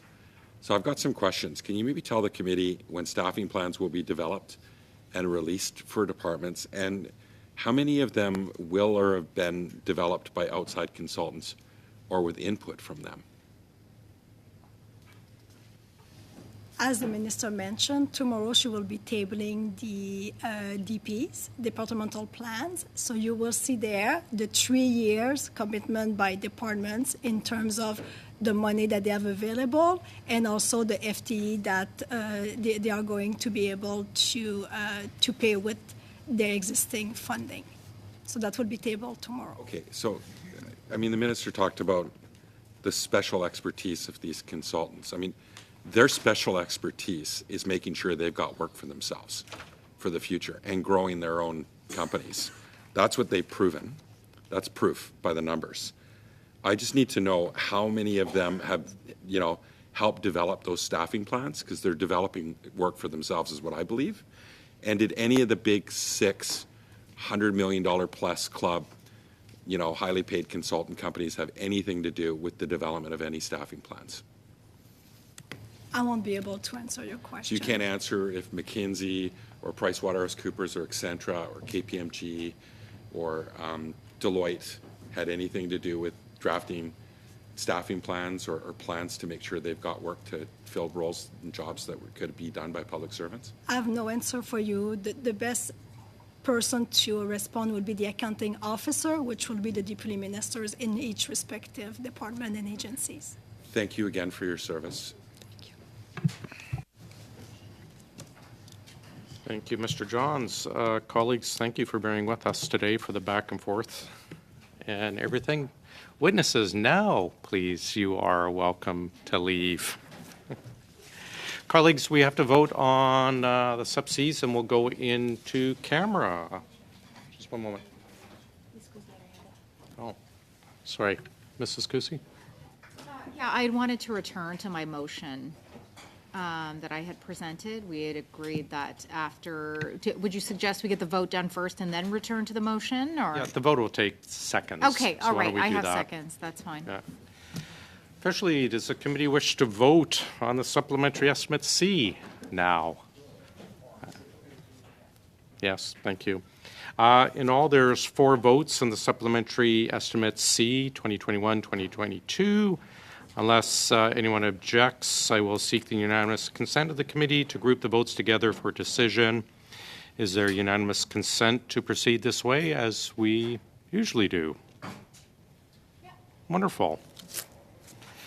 Shall all votes be referred to the committee in the supplementary estimate C 2022-2023? Carry. On division? Wonderful. Shall I report the votes back to the House? Wonderful. Thank you very much. Mrs. Cusi? Sure. And I think Mr. Kuzmierczuk, you wanted to respond? Sure. Well, I was, I guess Mr. Downs can, yeah, Johns, excuse me, sorry. Johns, if he wants to, do I move it again, or do we just go back to his amendment, or what? Colleagues, there was discussion about moving the motion for the production of the documents to the end of the meeting, which I think, I'll be honest, I can't recall that it was Mr. Johns or perhaps from Mr. Shawari. But, yeah. Sorry, I'll go to Mr. Kusmirchuk, then Mr. Johns. Mr. Chair, I had a chance to actually speak with Mr. Jahari before he left, and he made it quite clear that his motion was to adjourn debate. And so debate is adjourned on that motion today. And that was the understanding of our side, that the debate has been adjourned. Okay. Go ahead, Mr. Johns. Well, I'm listening well. My only comment was that I thought that we would go to my amendment, which was on the floor, and that was the discussion. That's all I was kind of clarify, but it sounds like that's mute at this point. It's, I think our clerk is just looking in the big green book, so give me 2 seconds, please. We'll suspend for 30 seconds.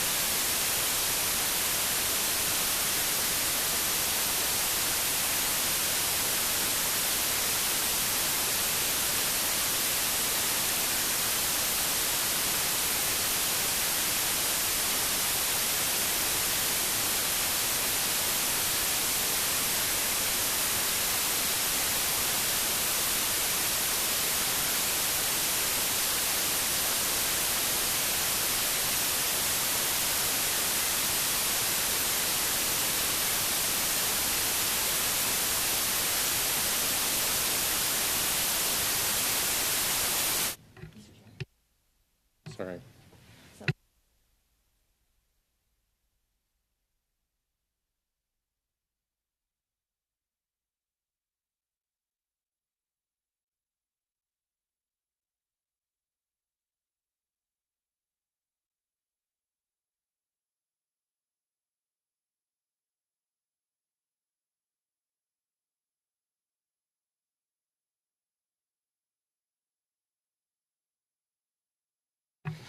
Sorry, colleagues. Advised by the clerk, someone can move to resume debate on it, and that just becomes a majority vote. I move to resume debate. Okay. I can have the clerk explain a bit more if you wish to wait a I think second. that would be necessary. Thank you.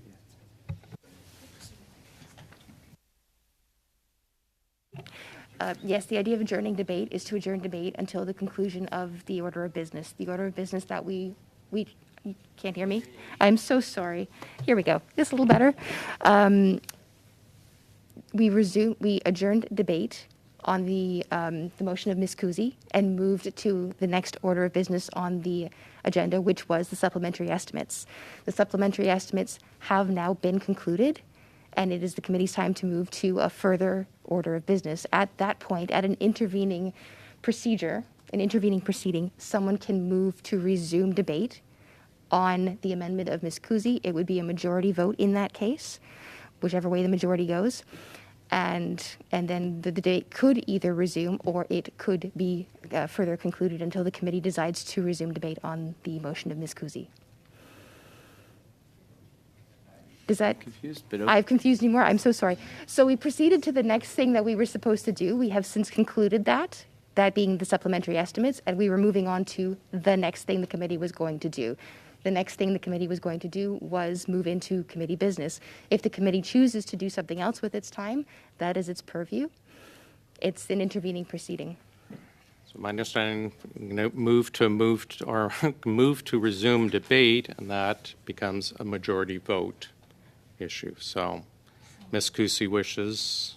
Am I correct there? Correct. Okay. A simple vote, voice vote. Yeah. We can do a voice vote on that, or I guess. Yeah. Are we doing a recorded vote or just? I'll let the clerk do that. Thank you kindly. So the vote, the question is to resume debate on the motion of Ms. Kuzi. Mr. Baines?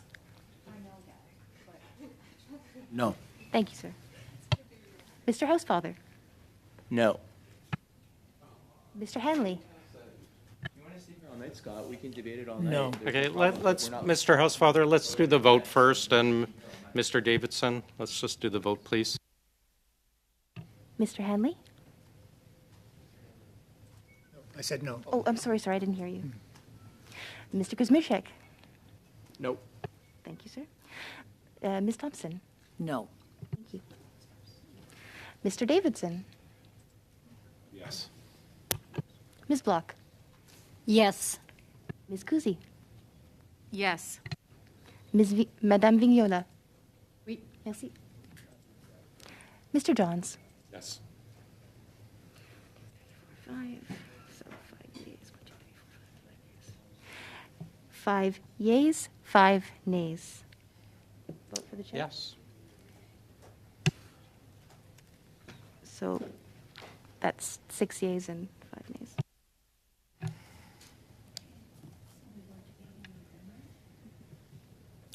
No one was, no. I guess Mr. Johns is first, and then Mrs. Kusi.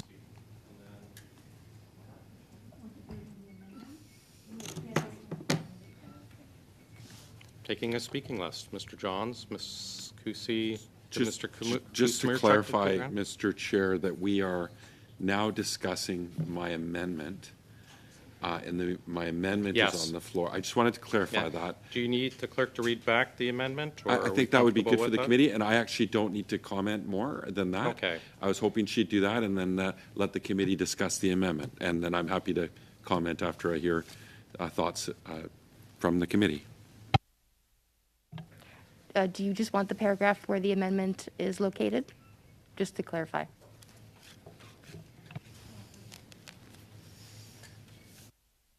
Just the paragraph, the amendment? Okay. So in paragraph, the first paragraph, send for all receipts and invoices in the possession of the Office of the Prime Minister, the Privy Council Office, and any other implicated government departments associated with the September 2022 trip to the United Kingdom by the Prime Minister of Canada, including for all individuals accompanying the Prime Minister, and this is the part where the amendment starts, and for Prime Minister Harper's trip in 2013 to honor the late Nelson Mandela, and Prime Minister Harper's trip to China in 2009. I would like some clarification, sir, if you wanted it specifically to be Beijing or China. It was said both ways. To Beijing, and also I wanted to clarify that the latter two trips that it encompasses the Prime Minister's office, all staff, and as well as anybody else that was on that trip, in the same clarity of the motion for the trip to the Queen's funeral, so that it includes the same parameters, because this is how we can get some comparisons, right? That we ensure that the same people, the same grouping is being asked, so that we get a good idea of what the different prime ministers are spending on these trips, and very important trips. I'm not going to try to diminish the importance and significance of these trips, but they need to be. It's for comparable analysis. So I want to ensure that of course, that the motion would, the amendment would include the Office of the Prime Minister, the Privy Council, any other implicated government departments that are associated with those latter two trips as well, and including all individuals that accompanied the Prime Minister in the latter two trips that we're adding through this amendment need to be included as well.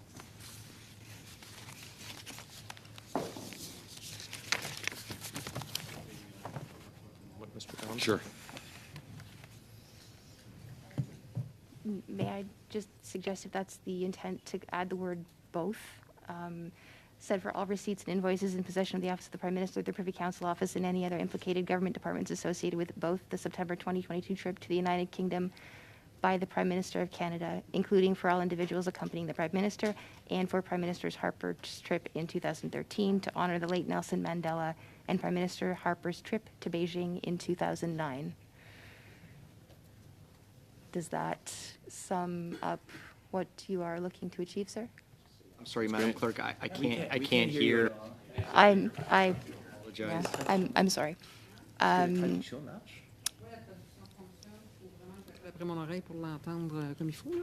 We have to be able to hear. I will read it much more slowly. It's too difficult for the interpreters. It is my fault. So, to send for all receipts and invoices in the possession of the Office of the Prime Minister, the Privy Council Office, and any other implicated government departments associated with both the September 2022 trip to the United Kingdom by the Prime Minister of Canada, including for all individuals accompanying the Prime Minister, and for Prime Minister Harper's trip in 2013 to honor the late Nelson Mandela, and Prime Minister Harper's trip to Beijing in 2009. Does that accurately Thank you so reflect much. the intent of the motion, sir? Very grateful for your wordsmithing. Chuck? Thank you, Mr. Chair. I wanted to raise a matter of privilege. I've been thinking about the course of events today as we were deliberating on the original motion at the start of today's meeting, and I am deeply concerned that Ms. Latanzio, MP Latanzio, was not permitted to vote. Actually, I can address that. I can just cut you off and address that. I do have a clarification I've received. Please. I was going to address it at the very end, but I can do it right now if you wish. That would be great. Yeah.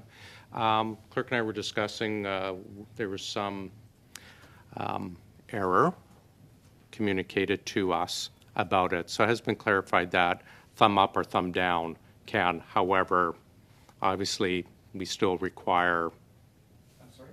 obviously require for committee involvement but yes, But a thumb up or thumb thumbs down, yeah. is sufficient, and that's Yeah. what I thought that the rules were. And Yeah. in fact, We received a clarification afterwards. I'm glad to hear that, because I did also, after that transpired, I did send a letter to Speaker Rota for a clarification on that.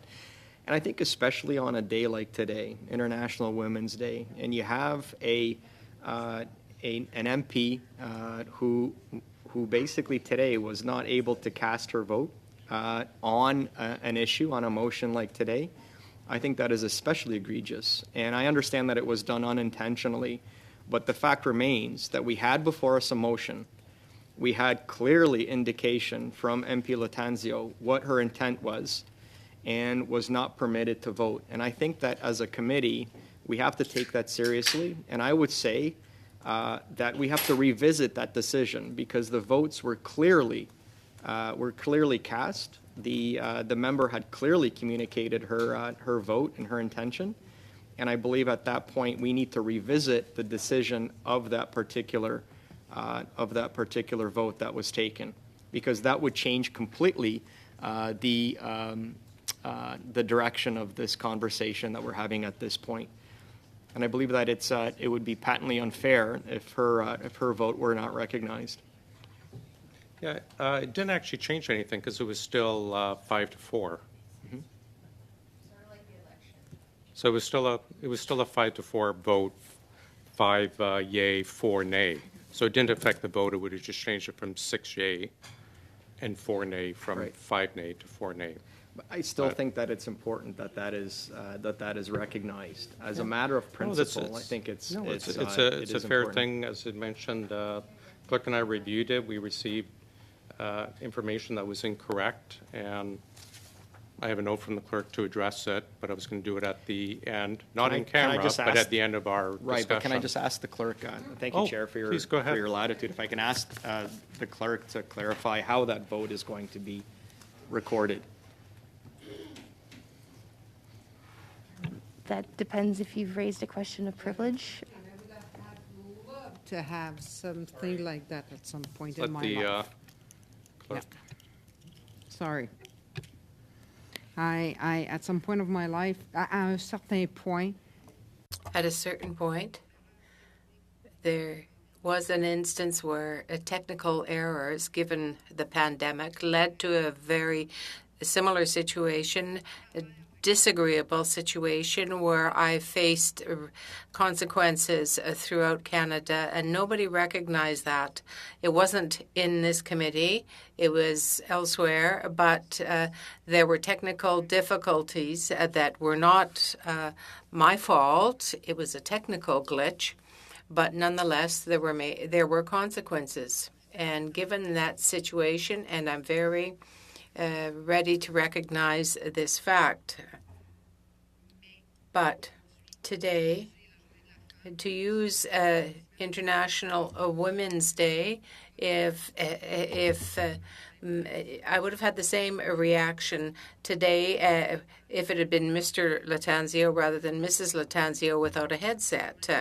I really think the respect for this particular issue is important. Now, I leave it up to the clerk, but I think that you on your side should provide that consideration and respect for others.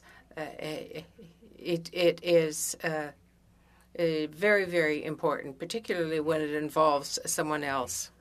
Everything that was stated, and I would be just as concerned and I would be just as perturbed if it was any other member of any other party that was denied their ability to cast their vote and have their say, whether it's based on technical reasons or not. And so I think this is important. I don't think this is something that we can just simply sweep under the rug. I think it's important. It needs to be addressed. I think it had I do believe that it had an impact on the course of the discussions here at committee. And again, I understand as well too. I want to emphasize that it was unintentional. I understand that, but I think it's important. And again, I just want to emphasize that whether it's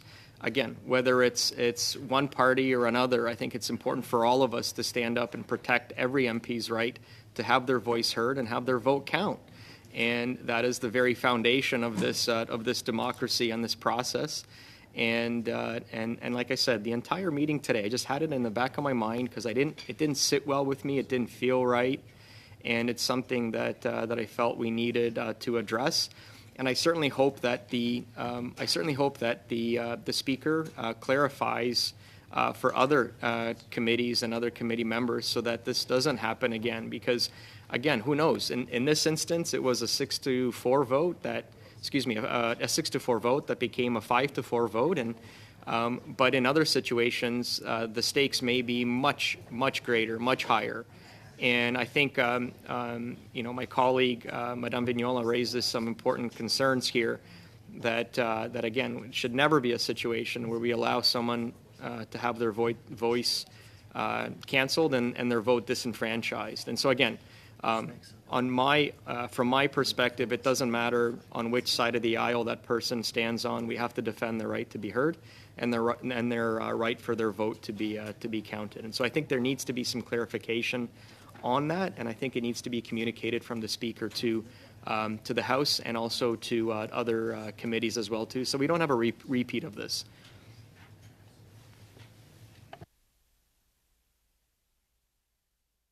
Mr. John. I mean, my concern here is this, that, this is about protecting workers. It's about protecting the interpreters who have been under immense pressure. They're short-staffed because of injuries that they've incurred at committee because of members of Parliament not using the proper authorized House of Commons equipment. We are clearly given instructions by the Speaker to use the House of Commons equipment or we couldn't participate. So that's my understanding. But and I don't like to talk about what we talk about in caucus as New Democrats, but I'll share this with you. If you don't have the proper headgear, you're not participating in our caucus because we have an obligation to protect the employees that work here. So to show up to a committee meeting and not have the proper equipment and putting staff at risk, and then assuming that your privilege and right is going to supersede the health and of workers, I actually don't support that. And I think that I'm open to getting clarification from the speaker, but as parliamentarians, we have an obligation to protect those workers. Thank you, Mr. Johnson. I have received some clarification and some advice from up above on the procedure. I can simply just count the vote, and I choose to do so and recognize again that miscommunication on how that should be done. But someone can simply do a yes or no, so I'll just simply count the vote. Does not change the process. It's a 6-4 as opposed to 5-4.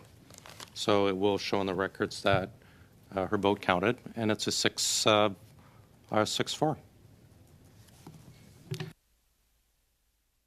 Mr. Kuzmierczuk was first, and you, Mr. I'll Housefather. just yield to Mr. Housefather. Thank you. Je regrette profondément, Julie, que... I'm so sorry, Julie, what happened to you. And I think that each committee is the master of its own house and how it works. And I hope, as Eric said, that everybody will stand for others when there's a lack of respect like that. I agree with respect to speaking at a committee that you clearly need to have the headset and be appropriately ready. But for voting, I think we've all been at committees where people have done this. Even in the House, people have done this. This is a perfectly acceptable vote to indicate how you want to vote. And that's always been the rule. And it would be completely unfair for this one committee to have a different rule than every other committee, where I've seen on multiple occasions people vote like this. So that I think is the issue. It's not about whether they speak, it's the vote.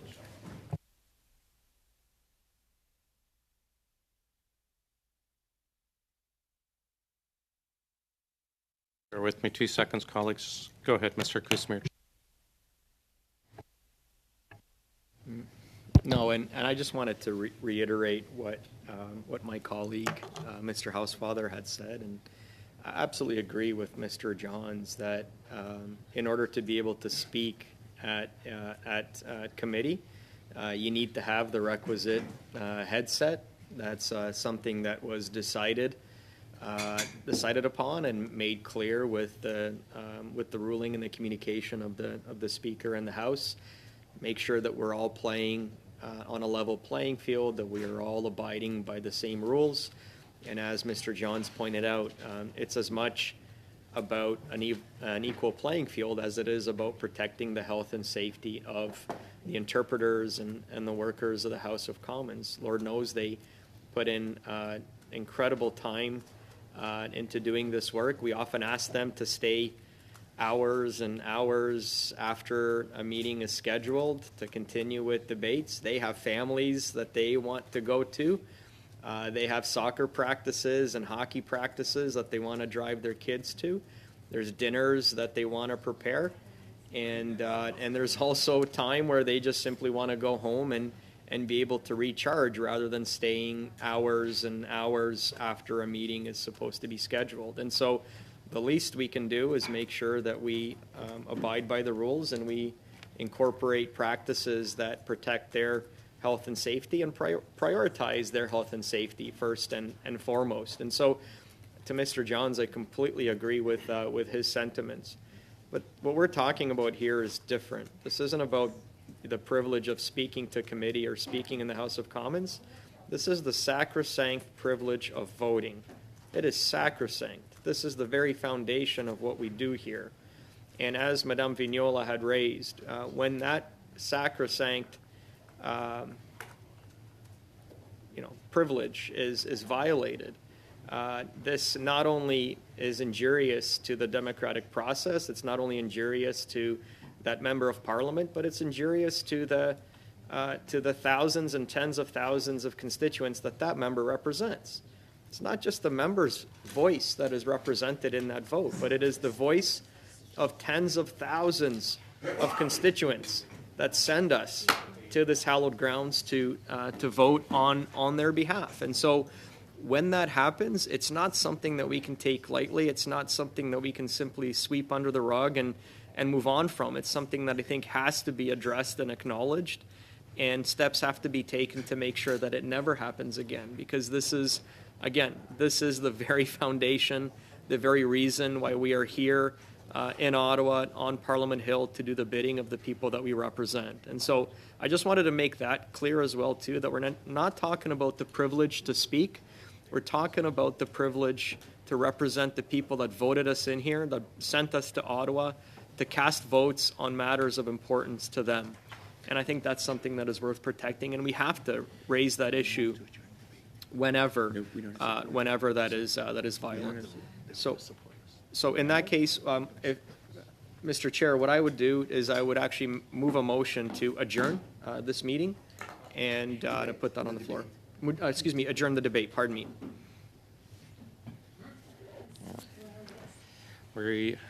Which is wonderful timing because we're running out of resources and we do have to get to the other issues. Thank you, Mr. Kusmirchuk. We have a move to adjourn the debate. Do we need a vote? No, I don't think we need a vote. I think we agree we will adjourn the debate and perhaps the sides can chat about this separately. We will now go in camera, suspend for a few seconds to go in camera, and then we'll discuss very quickly the two items we have to do.